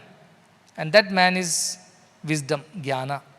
So when buddhi marries jnana, it goes to the Tripura, which is consciousness. So right buddhi, right intelligence is very important. With that only we can attain divinity or consciousness. So that is how this whole story she tells and later explains. You can always sit and study what the story is and how it is happening in our body. And this city of 10 gates is this body. All the 10 holes of the body, 2 nostrils, 2 eyes, 2 ears, like that you count. 10 holes are there. So these are 10 gates. And who is that commander-in-chief? Prana. Breathing in and out to the main gate, which is the nose. So we breathe in, we breathe out, because of which the city is protected. If prana is not there, the city will not be there. So that is the story she tells to Hemachuda in Tripura Rahasya, which is again a symbolic way to say that.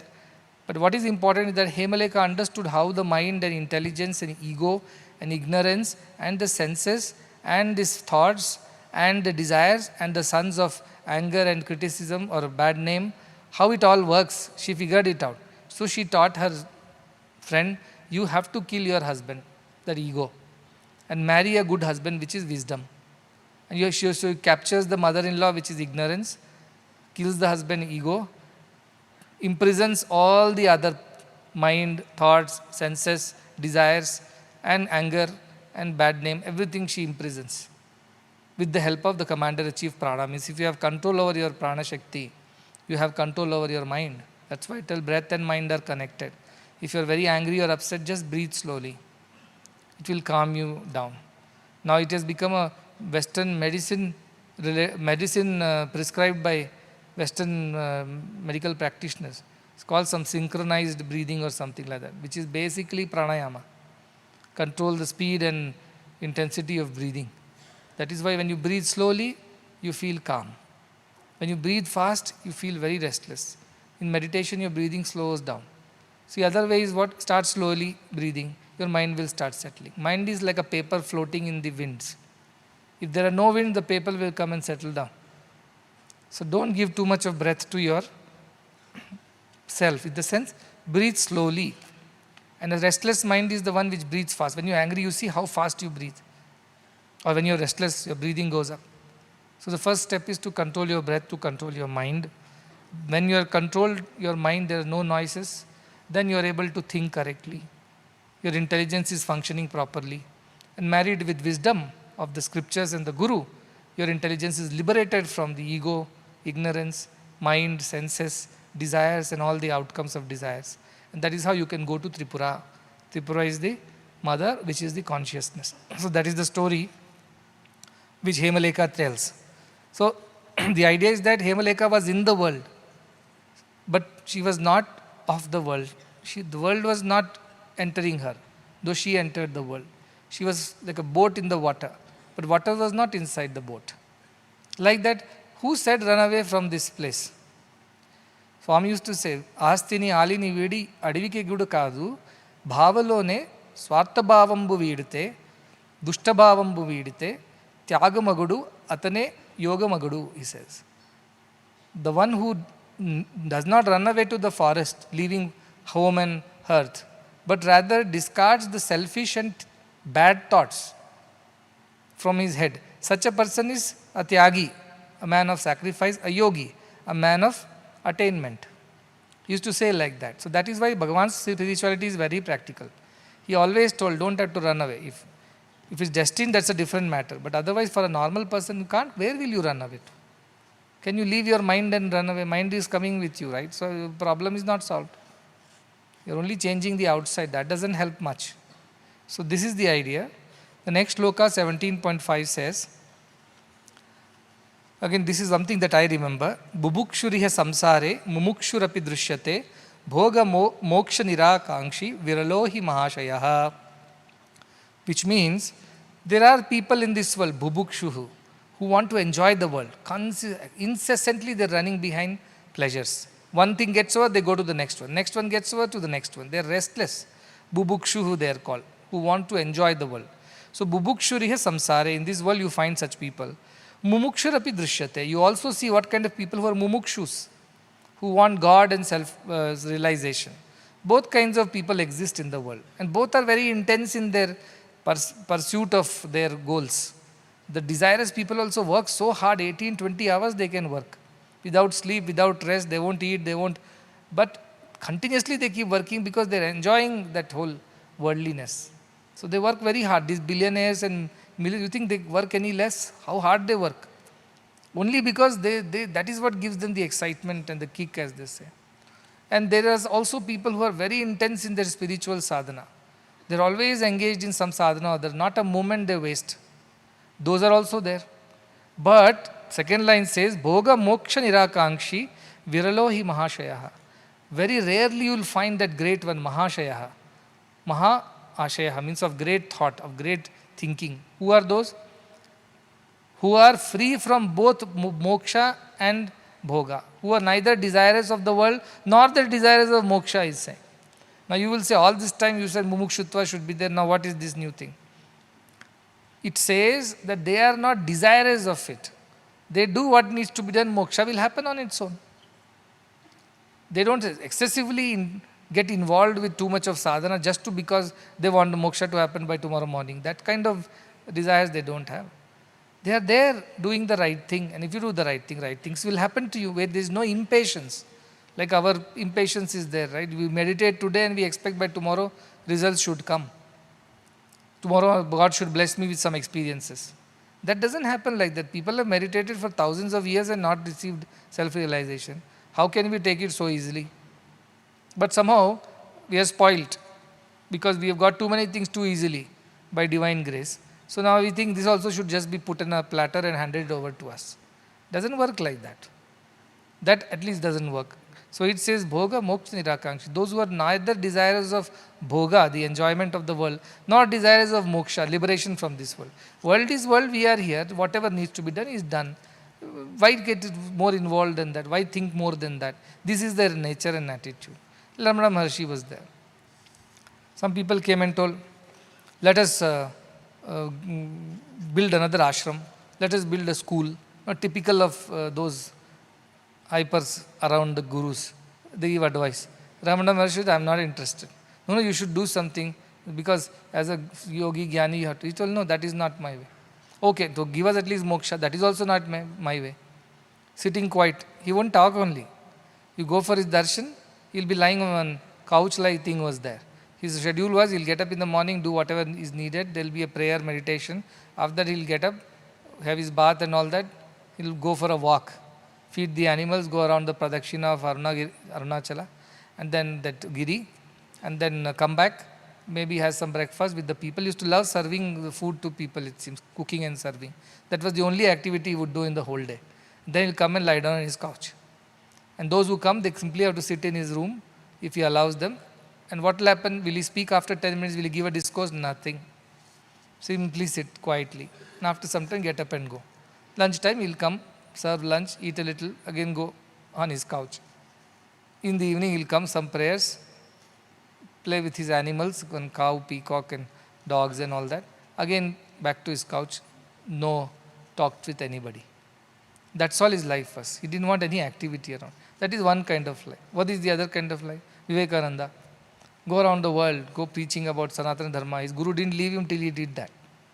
All the time he was rushing from here to there, went through such hardships, traveling in the, the lowest compartment of the ship, eating food that never would go down his throat, because that was what was available at that ticket price.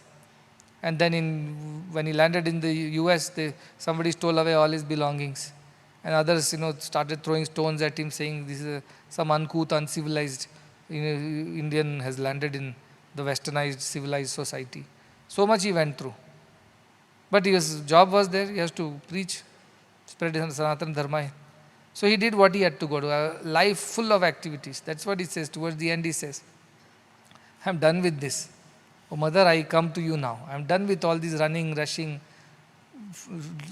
getting this, getting that, avoiding this, avoiding that. I'm done with it. I want to come to your embrace now, to your bosom. Give me rest. He prays like that. So two lives, two different types of life. Both lives are right in their own way.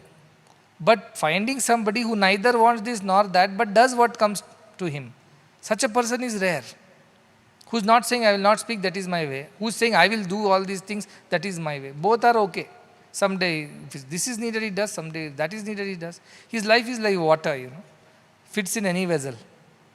Pour it in a tumbler, it takes the shape of the tumbler. You pour it in a plate, it will become flat like a plate. Put it in a capillary or a tube, it will take the shape of the tube. It has no problem. Water like life he has, a very fluid, flowing, uninhibited life. So you can't say that you are enjoying this or you are not enjoying. He is not enjoying anything. Appears to be enjoying and engaged in things, but his attention is elsewhere. He seems to be very active, very, very passionate, very involved. That is what was the nature of Bhagavan. Extremely interested, at the same time totally detached. Both you could see in his personality. Sometimes you see like a childlike enthusiasm to do things. So excited. You will feel really, is God, he's behaving like this, so excited about small things. And the other moment, next moment, he's just cut off from everything, as if he didn't even know you, he didn't even know what was happening. Totally cut off. It was very confusing for many people who were around him. The moment he will switch between the two, you never know. So one of the professors asked him, what is your true nature? Are you this or are you that? He said, I am neither this nor that. That is what I am. I am neither sound nor silence. So what are you? I am. I am not qualified by any adjectives. I am, that is my nature. Who will understand this? Only another Jnani will understand this. Jnani is what Ashtavakra says. Bhrantasya eva dashastasta tadrisha eva janate. Only another Jauhari will know that this Jauhari says Mirabai. Ghayal ki gati ghayal hi jane. Only one who is wounded will know the pain of the other person who is also wounded. Like that, only one Jnani knows another Jnani. But he was like that, his nature would shift like that. And he associates neither with this nor with that. Are you detached? No. Are you attached? No. Then what are you? I am. But you seem to be very attached. Not true. You seem to be now detached. Not true. I am. Sunlight passes through a red stained glass. Looks red. Is it red? Yes and no. Because the light that is falling on the floor is red only. But is this sunlight which is red? No. When it passes through a blue pane, it looks like blue light falling on the floor. But is it blue? Yes, also no. So what is sunlight? Is it colorless? Yes and no. Sunlight is sunlight whenever it takes, even the sunlight that is coming from the sky. Why the sky looks blue, why the water looks blue, all these are the principles of reflection and refraction, dispersion. Sunlight has no property, it is packet of photons, that's it. They are energy packets. Energy has no form, no name, no property other than being energy. So all these colors and that we see are reflections, not true. So sunlight, is it blue, is it red, it is green? In a way yes, in a way no. Likewise, is the Jnani attached and engaged and enjoying the world? Yes and no. Is the Jnani not attached, not engaged, not enjoying the world? Yes and no. Appears to be enjoying, so yes, but truly not enjoying, so no. That is how they are. Do I not appreciate good things? I do. You do good work, I will tell, very nice, I'm very happy that you did good work. Am I faking it? Am I lying? No, I am at that moment happy only with whatever has happened. But am I attached to that idea? No. Tomorrow you don't do the right thing, you get a scolding, you get corrected.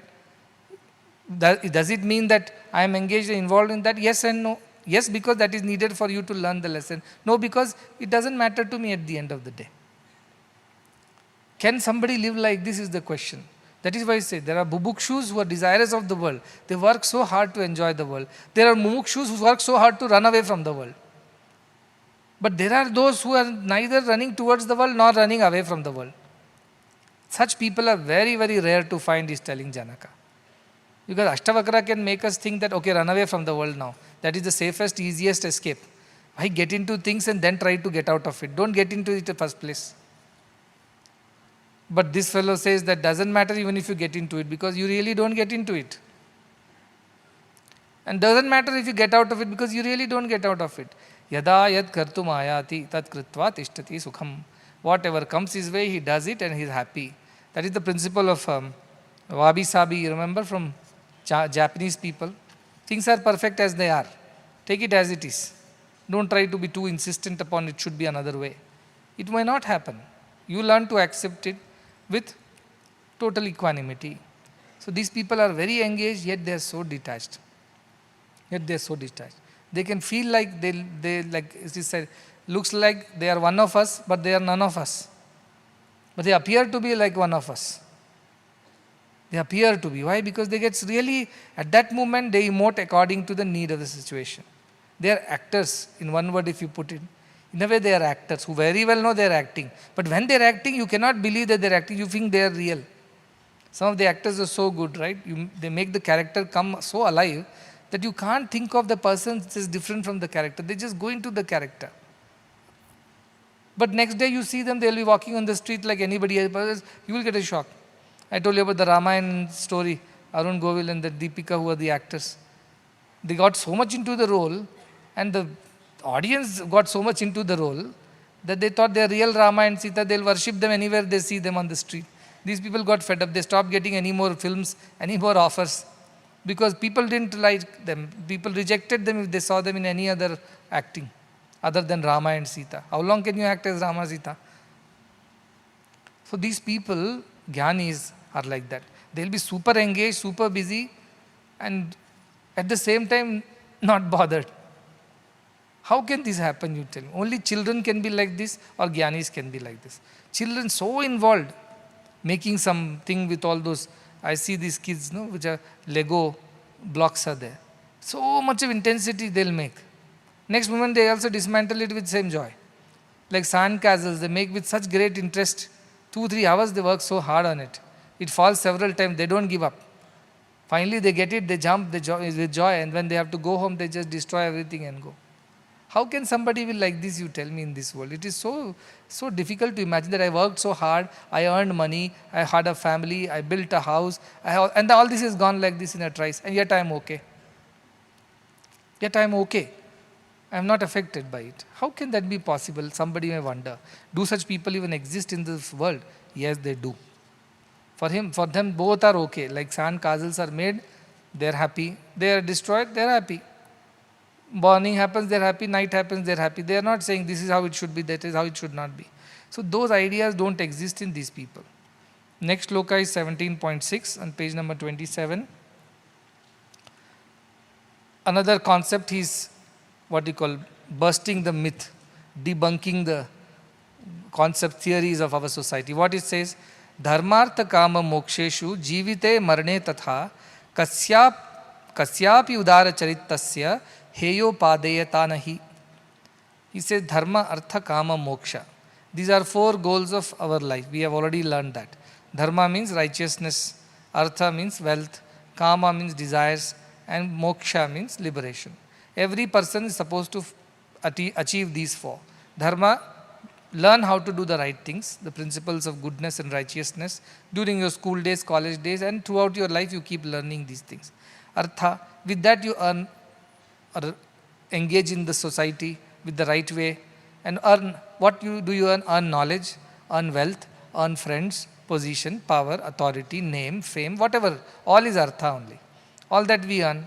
Then what we should do? After that, attaining the name, power, position, wealth, knowledge, whatever skills, you fulfill your desires. I want to work as an engineer. Okay, have you finished learning engineering? Yes. All right. Now you have engineering knowledge. Now you become an engineer. Start working as an engineer. When you work as an engineer, you will earn some money, earn some name, earn some position, promotion. All that will come by and by. And you fulfill certain desires. Now I want to have a family. I want to have children. I want to build a house. I want to go here, go there, do this, do that, save money, spend money. All these are all desires are done. Then finally it all lead to moksha, he says. You should finally be detached from everything. What all this life I built and accumulated, amassed and created all this, I have to let go of all this at the end. Yes, like the sand castle which has to be destroyed before you went home. What then? Why should I make one sand castle? That's up to you. You want to go through the motions of life, go through it. You want to never make a sand castle, it is also up to you. Not necessary. So from brahmacharya you jump to sannyasa, it's up to you. No, I want to go to grahastha, vanaprastha, so be up to you. At the end that castle will be destroyed. Know that. With that knowledge, make or not make is your choice. You want to get into the world, up to you, but you have to get out of the world. No, can I stay here? No, you cannot stay here forever. Children go to these jatres and all. While entering, they're jumping, they're bouncing, they're, flying actually, coming into the jatre, because they'll now enjoy all these things. They'll go on to the rides, they'll buy things, eat things, see things, play. How much enthusiasm while entering the jatre, mela. While getting out, mother has to drag, father has to drag. They don't want to go back. How much noise and fuss they create. I've seen a lot of children throwing tantrums when they have to leave. Throwing the legs, hands, crying, shouting, tearing these, yelling.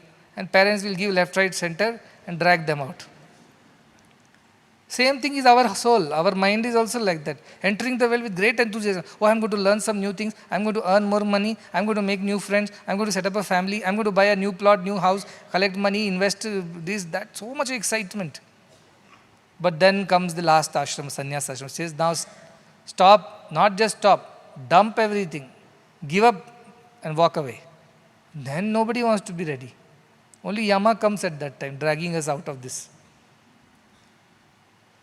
That is what happens to all of us. So this fellow says dharma, artha, kama, moksha, this whole idea is false. This whole idea that you are, then why did you tell all these scriptures are saying that this is for those? Somebody is having a bad throat, I think.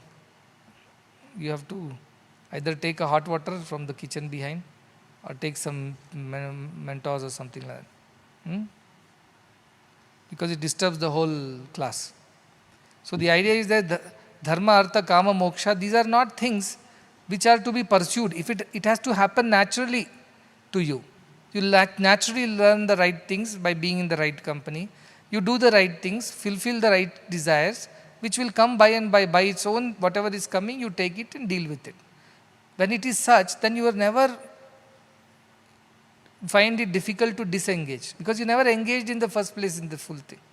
You didn't enter with all your interest and might and heart. Therefore, you just, like in a hotel room, you go, you hire a room, you stay there, you enjoy the facilities, amenities, you see the picnic, you do all that, look around, everything, but at the end you are conscious that this is not your permanent place. You have to leave from here one day. So you just walk out of there. While you might feel sad that I could have stayed little longer, but no, your time is over. The manager who was till now so nice to you will be so bad to you, rude to you, if you don't vacate on time. I have seen that. We go to, when you are entering the hotel room, they'll garland you, put tilak, do an arti. Because this is business for them, right? But this room is only booked for 2 days. Second day, come 12 noon.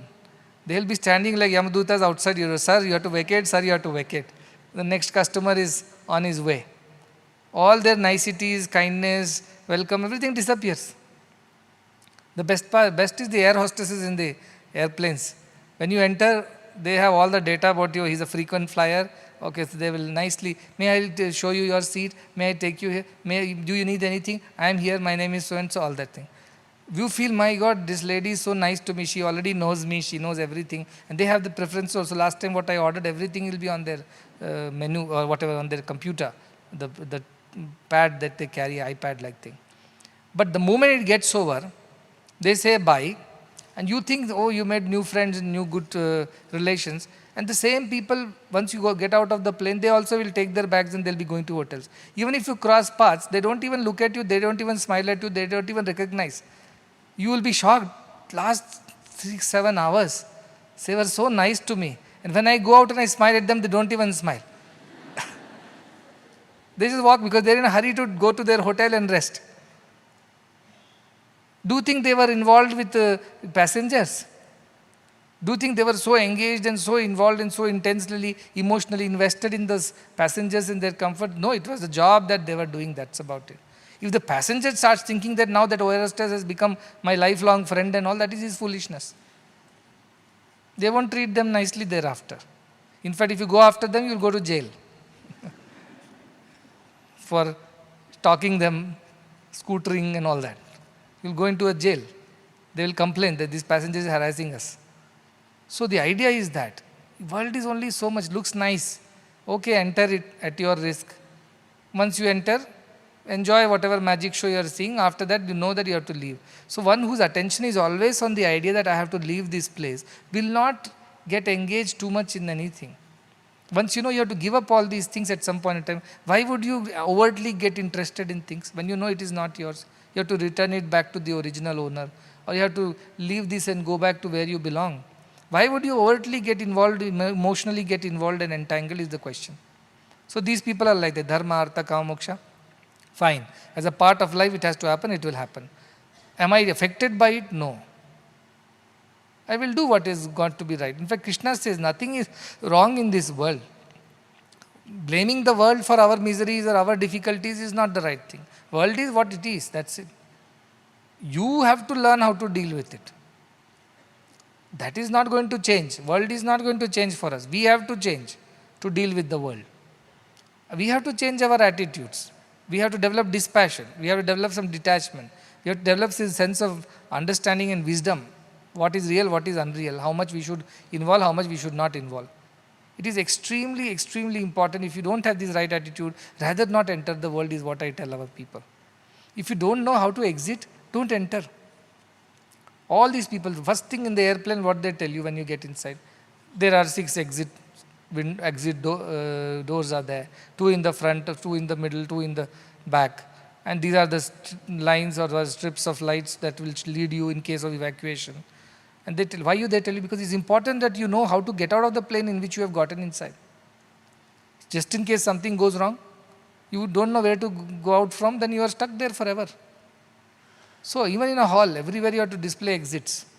Here we don't, because anywhere you can exit. There are so many doors here. But if it is a regular place, there is only one entry and one exit. You put this is entry, that is exit. You better look around once you enter a place. How do I exit out of this place? Otherwise you will get stuck. That is the idea. When we entered this world, did we look at the exit sign or not is the question. No.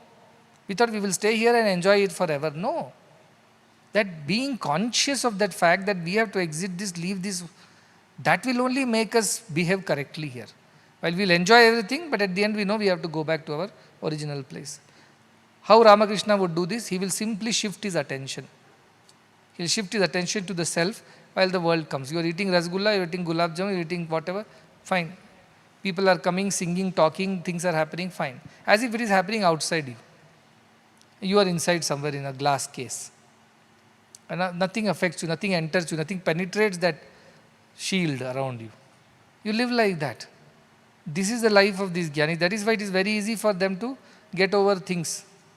Others may get too involved and get emotional, but these people just walk out without any hesitation because they are never involved in the first place. They don't grow roots, as I said. That's why sannyasis were not allowed to stay more than one night in one place. They had to keep roaming, except Chaturmasya, where they were allowed to stay because it was raining and they couldn't have walked. There were flooded rivers were there, and they naturally cannot walk because a lot of insects will be there. They can get killed under their, trampled under their feet, and they also can be harmed. So they were allowed to stay at one home of whoever hosted them, but outside the home, on the platform that was there outside the house. They were never allowed to enter the house. That was their life. They were never allowed to stay more than a day in any place, as per the sannyasa rules. Why? Because you should not grow roots. You should be always on the move, always on the go.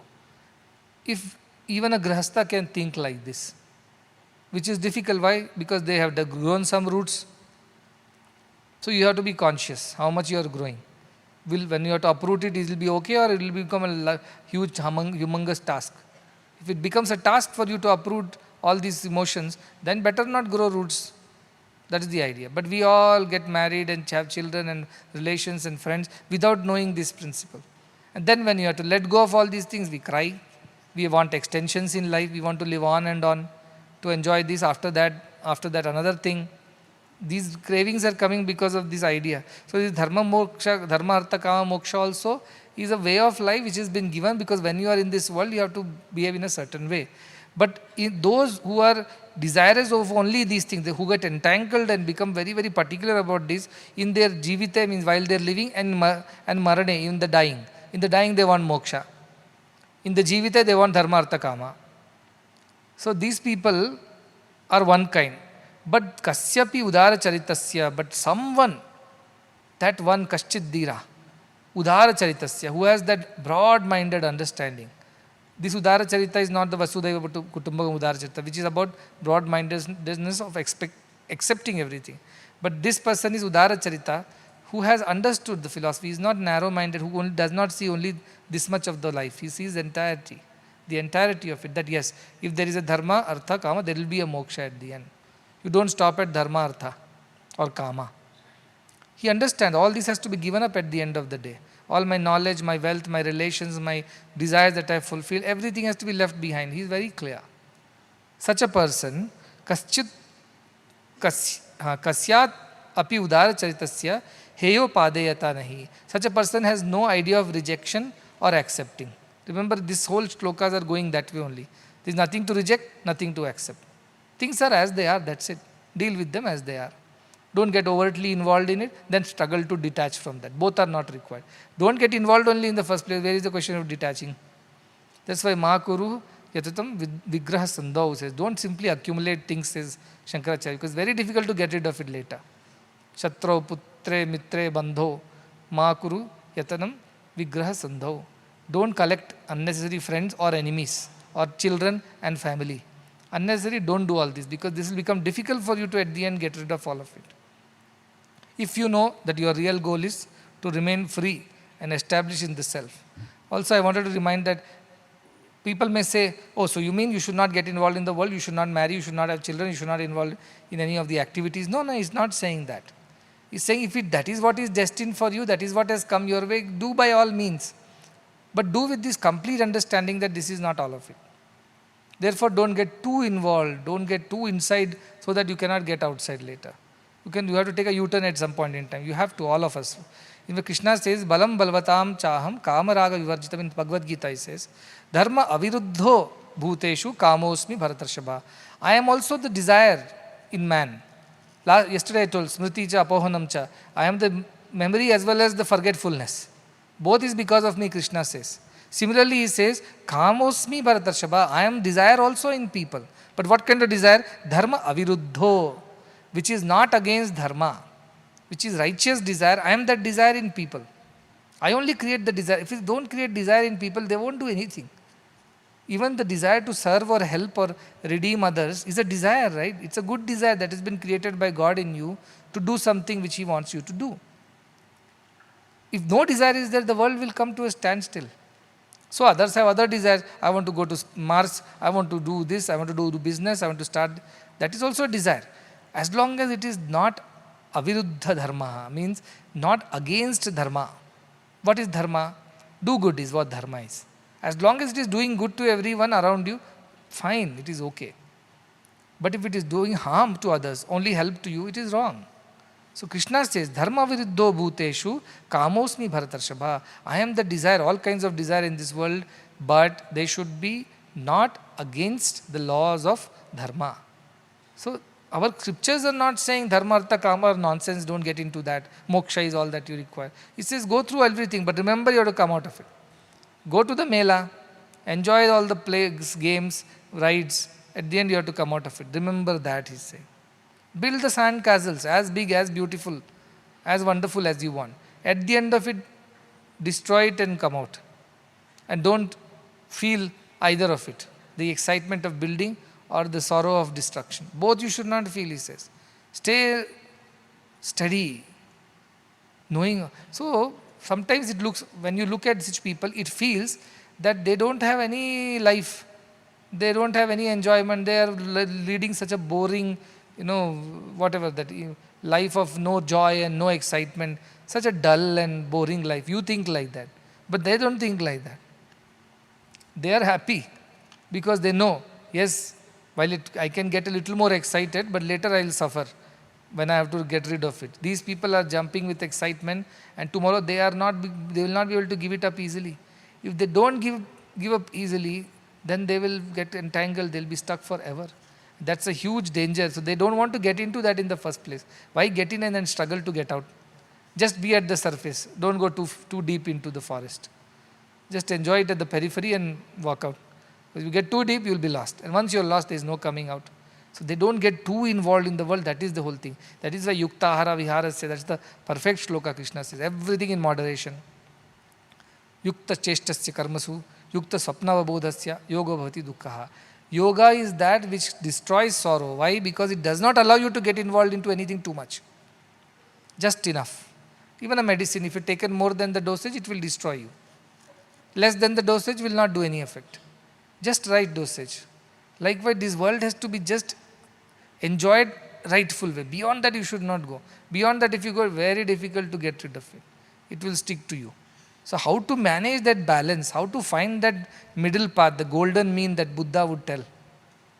That is the key. That is what is the trick. To remain in the world, not let the world get inside you.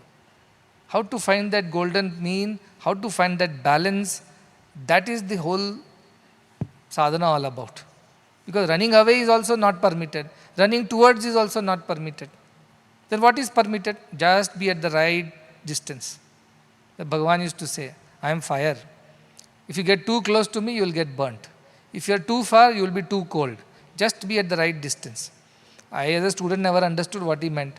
So many statements, amazing statements he used to make. We all would, like fools, we will nod heads and smile to ourselves. What a wonderful statement. What does it mean? I don't know what it means. Like this lady who went for a satsang.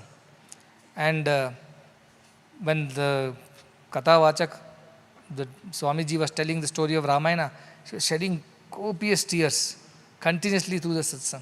This Swamiji thought, finally I have found one devotee of Rama who is shedding tears continuously with the very mention of Lord Rama. I have given so many speeches to so many fools. Nobody responded like this lady did. Unlettered village lady, so much devotion for Rama. So after the satsang, he out of curiosity goes there and says, Amma, I have never met a devotee like you. So much tears you were shedding whenever I mentioned Rama's name. I am so touched by your devotion. She said, no, I was not crying because of that. What are you crying for? She said, the book that you have bound with reminds me of the thread that was around my husband's waist, who is no more. So I am remembering my husband and crying. Moltadu, they say in Telugu.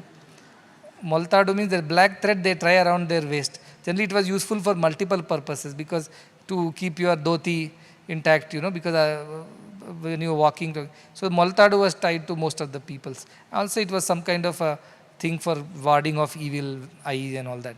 So that black thread that was around the book, that reminded her of her husband's Moltadu, whom she had lost. So she was crying thinking of the husband, and this Kathavachak was thinking she is crying out of devotion for the Ramayana.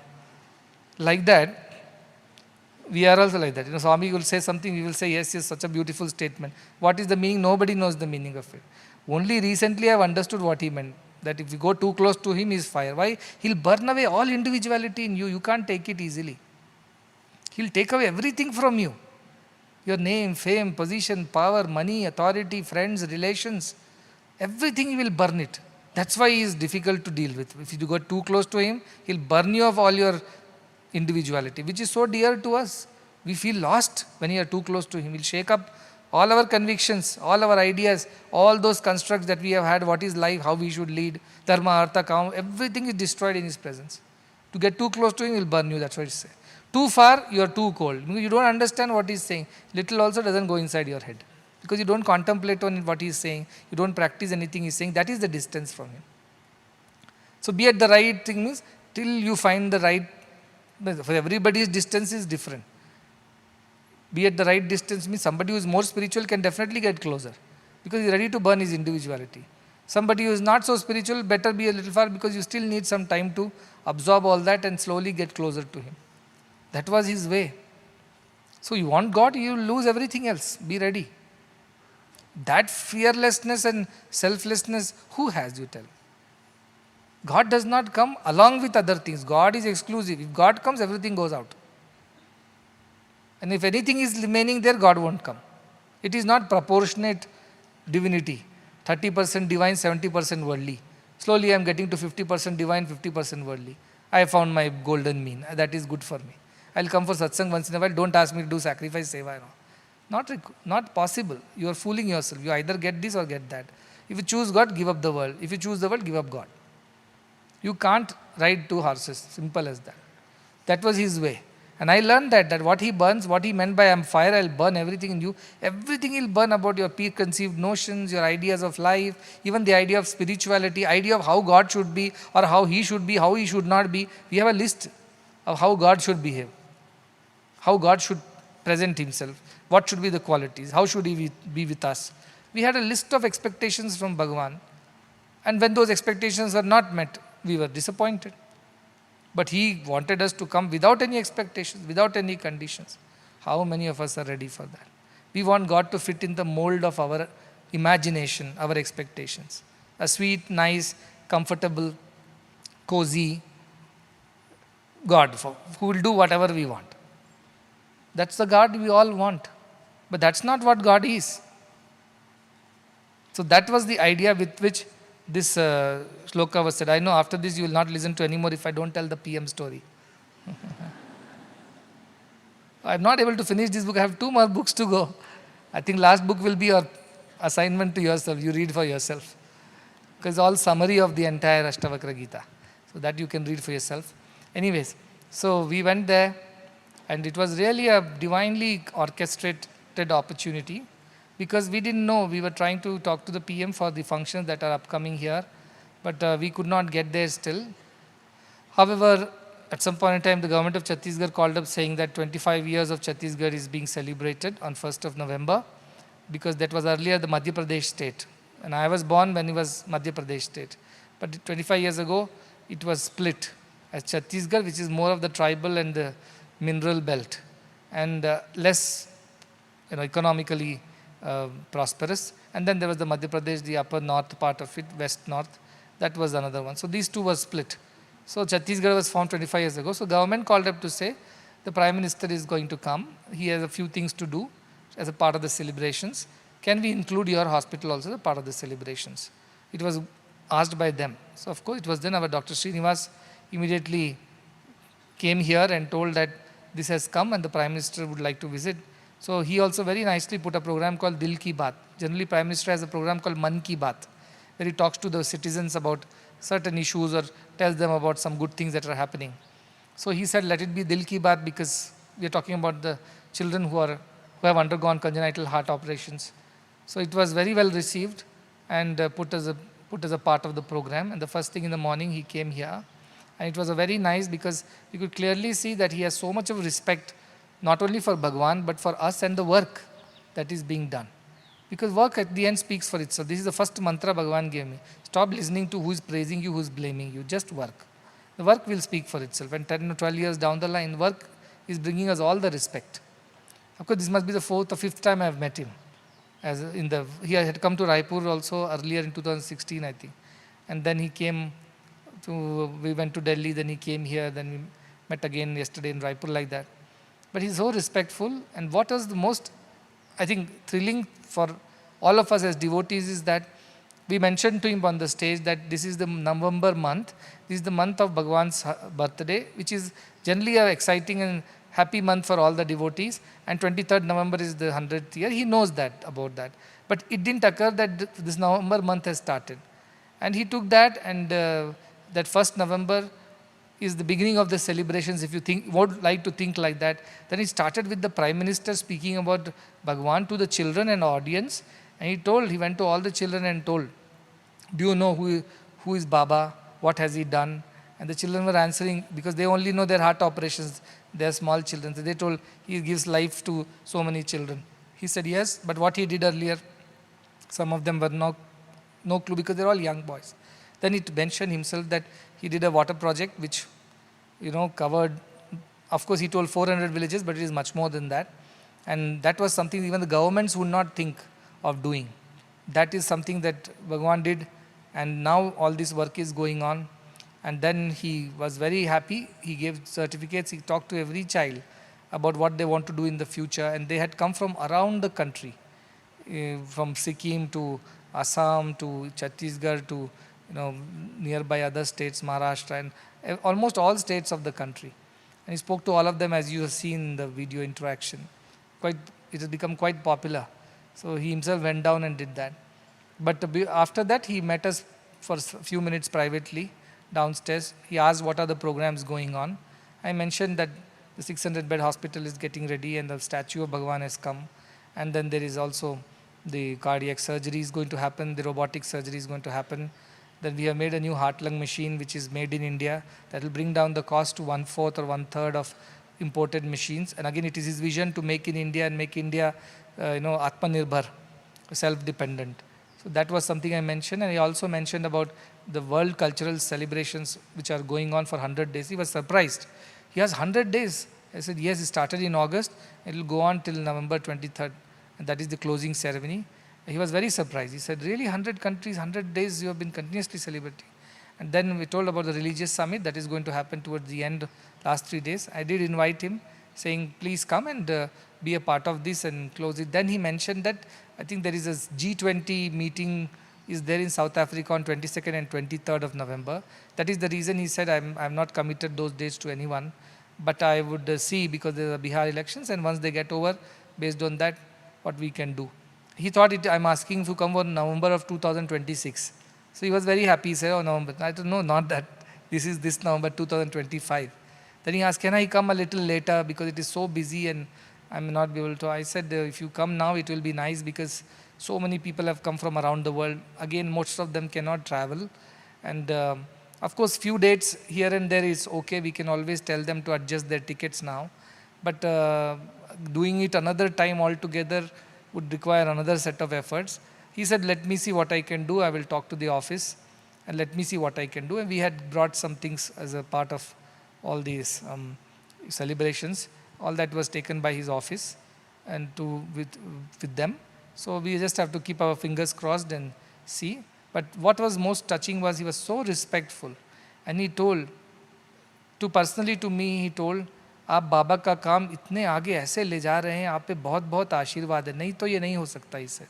This wouldn't be possible, what you are doing.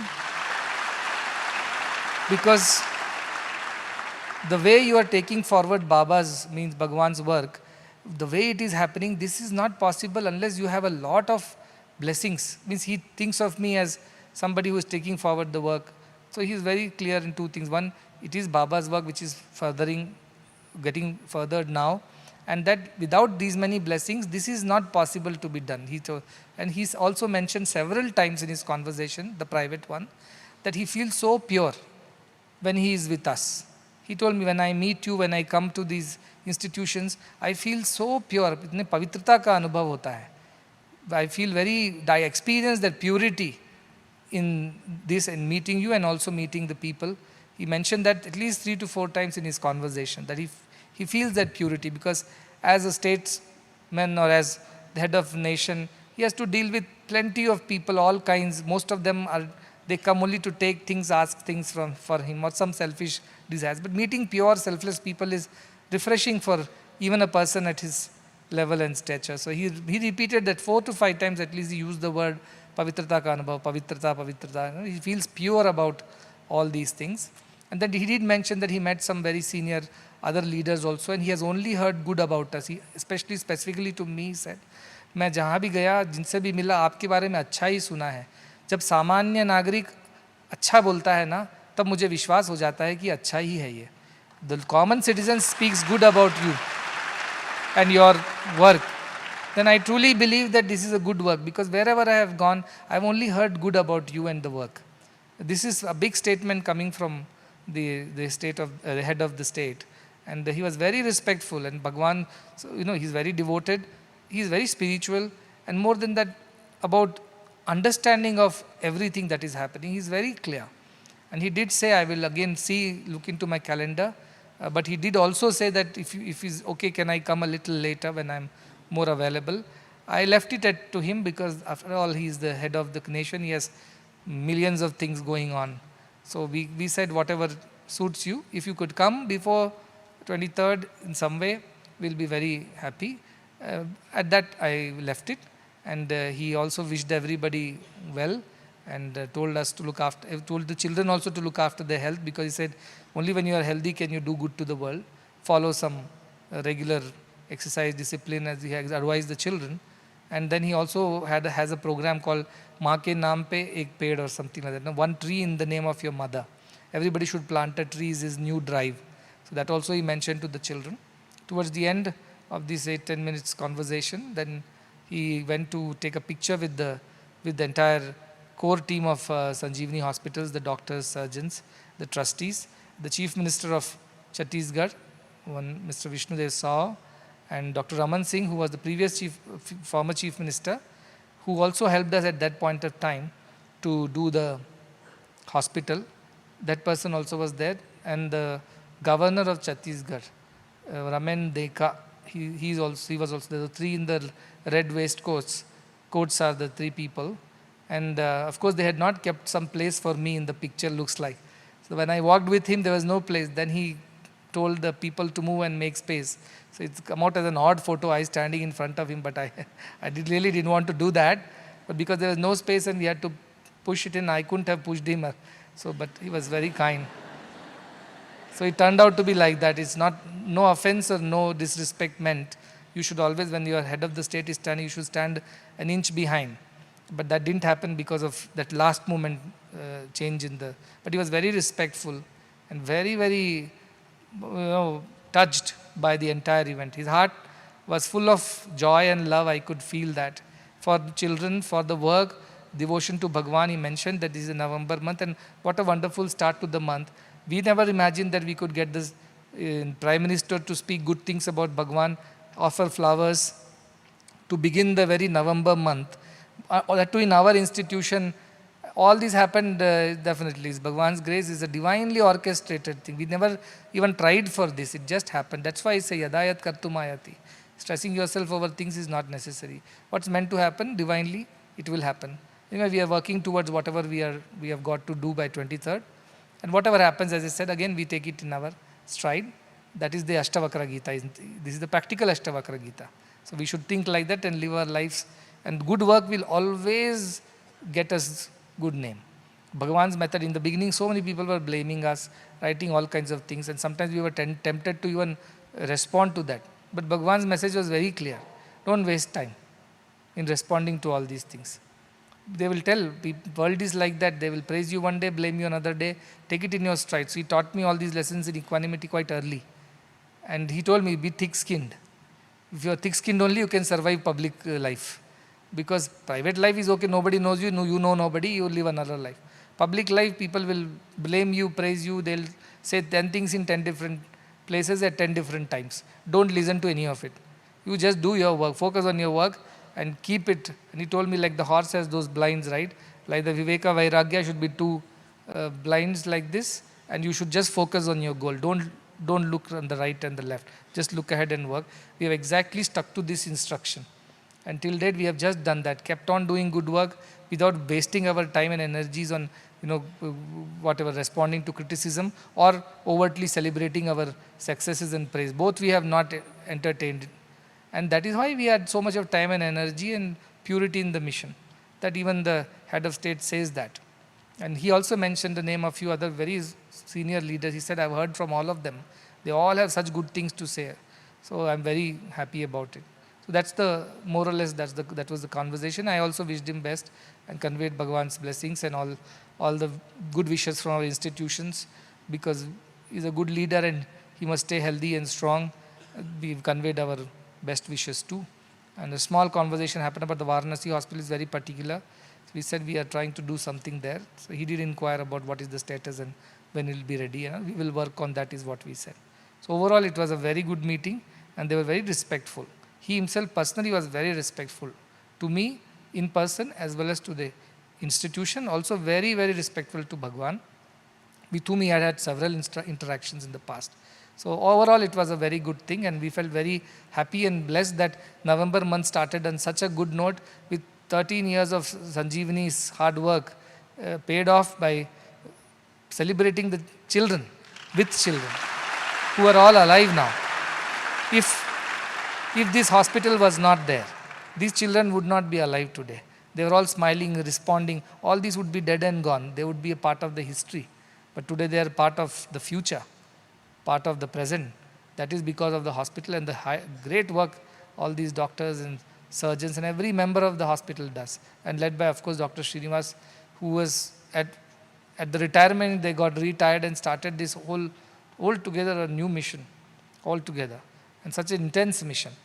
So I was very happy because previous evening we went even to a place where all these kids and their families are staying. A lot of these German tents have been created. It's like a small village. All of them are staying and there's some music going on, food is being served. It has become a small village by itself. Last 5 days they have been staying there, I am told. So many buses to bring them, take them, all the logistics. It is a huge arrangement. Close to 10,000 people were there because 3,000 kids and their parents and all the support staff and all our Sanjeevani staff, the volunteers, the skill building program students, nursing students there, they all were managing the entire show. So it was quite heartening that these many families are happy today and their child is with them. And each child says so many wonderful things. I want to be a doctor, civil engineer, civil servant. I want to be in army. I want to be a cricketer. I want to be a teacher, a girl said. I want to be a teacher and teach other children for free. All kinds of inspiring ideas. So it was very fulfilling that you have saved these many lives. You have added that much value to the country and each of them is inspired because they have gratitude in their heart. And tomorrow when they grow up, you do not know what will happen. I met that little girl, Dakshita also. Remember that 100-day ICU girl? She came to tell me that she has won, now she has got 7 medals in karate. She wanted to tell me that I'm doing well. So you can imagine what goodness can do, and this is what I told. If you create this cycle or this ripple effect of goodness, all these children and their families are transformed. Each of that child will grow up with this memory of what has done for them and will do good to somebody else, and that is how this will spread. So, and all the children have of course given the offer of joining our institutions. For the people who have been operated, it's a green corridor policy for them. They can just walk into our institutions. So most of them are small, but when they reach a certain age, they can always apply is what I told them. They were all very happy. The parents were also very happy. That's it. Want to sing a song?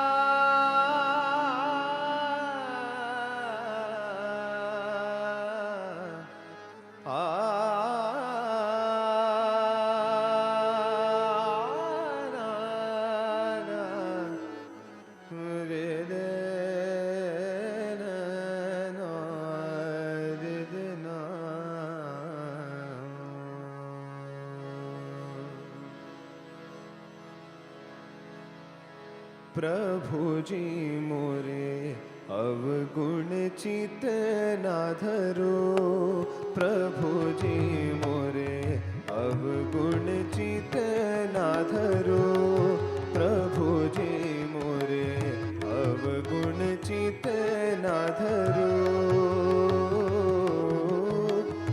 समदर्शी है नाम तिहारो, समदर्शी है नाम तिहारो, चाहो तो पार करो, प्रभु जी मोरे अवगुण चित ना धरो, प्रभु जी मोरे अवगुण चित ना धरो।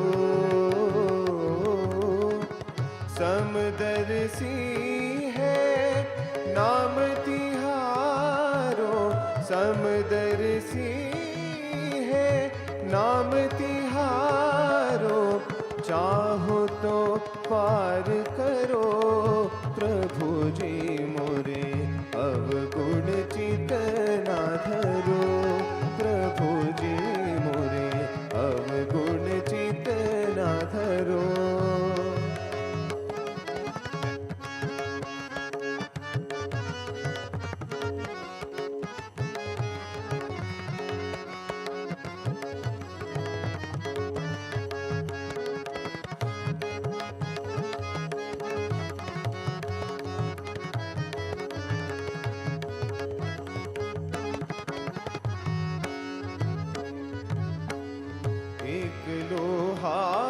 पूजा में राखत, एक लोहा पूजा में राखत, एक घर बारिक परो, एक लोहा पूजा में राखत, एक घर बधिक परो। सौ दुविधा पारस नहीं जानत, सौ दुविधा पारस नहीं जानत, कंचन करत खरो, प्रभु जी मोरे अवगुण चित ना धरो, प्रभु जी मोरे अवगुण चित ना धरो।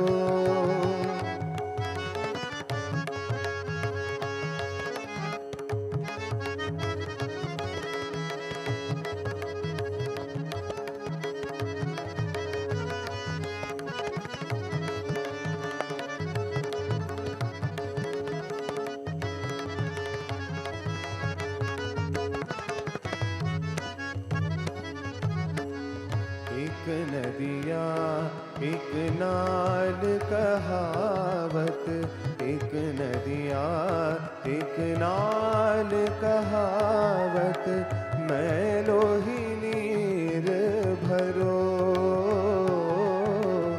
एक नदिया एक नाल कहावत, मैं लोही नीर भरो। जब मिली दोनों एक वरन भये, जब मिली दोनों एक वरन भये, सुर सरी नाम करो। जब मिली दोनों एक वरन भये, सुर सरी नाम करो। तन माया जो ब्रह्म कहावत, तन माया जो ब्रह्म कहावत, सूर सो मिल बिधरो। तन माया जो ब्रह्म कहावत, सूर सो मिल बिधरो। कई को निर्धार कीजिए, कई को निर्धार कीजिए, कई पण जात टरो, प्रभु प्रभु जी मोरे अवगुण चित ना धरो प्रभु जी मोरे अवगुण चित ना धरो समदर्शी है नाम तिहारो समदर्शी है नाम तिहारो चाहे तो पार करो चाहो तो पार करो प्रभु जी मोरे अवगुण चित ना धरो प्रभु जी मोरे अवगुण चित ना धरो अवगुण चित ना धरो अवगुण चित ना धरो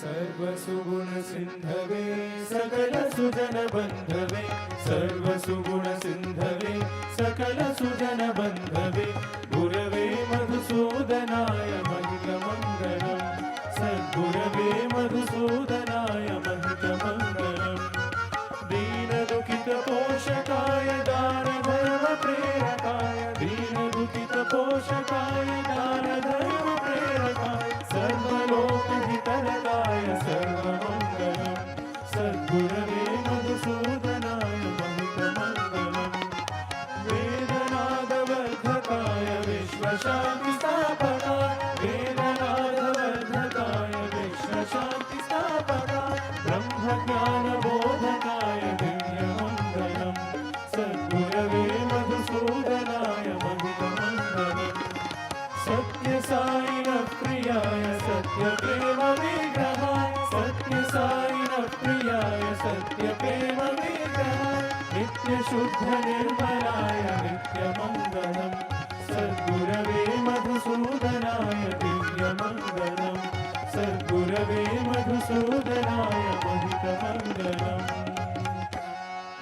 ओम जय जगदीश हरे स्वामी सत्य साई हरे भक्त जना संरक्षक भक्त जना संरक्षक पति महेश्वर ओम जय जगदीश हरे शशिवदना श्रीकरा सर्वा प्राणपते स्वामी सर्वा प्राणपते आश्रित कल्पलतिका आश्रित कल्पलतिका आपद्बान्धव ओम जय जगदीश हरे माता पिता गुरुदैवमु पर्यन्तयुनीवे स्वामी पर्यन्तयुनीवे नाद ब्रह्म जगन्नाथा नाद ब्रह्म जगन्नाथा नागेन्द्राशयन ओम जय जगदीश हरे ओंकार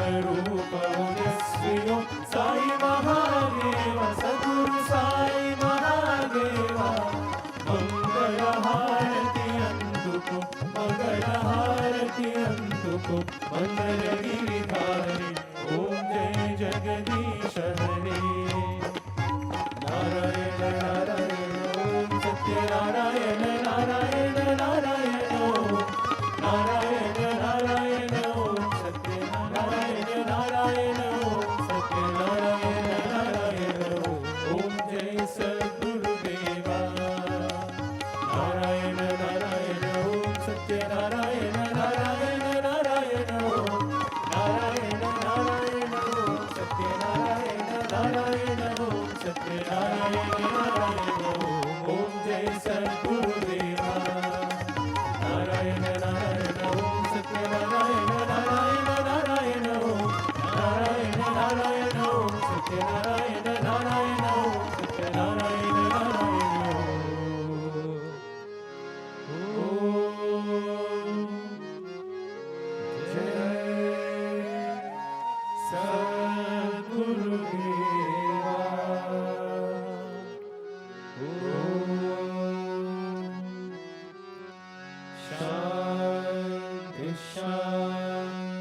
शान्तिः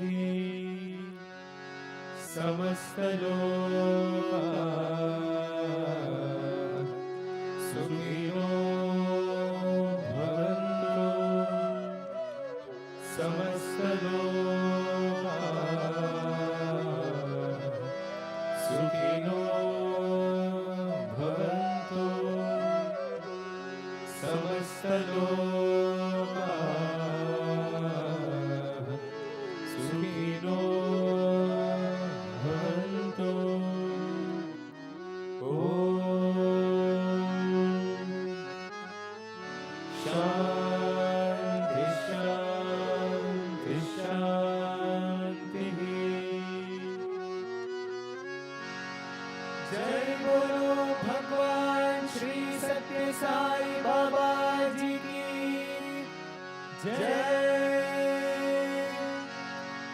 जय बोलो सद्गुरु श्री मधुसूदन साई जी की जय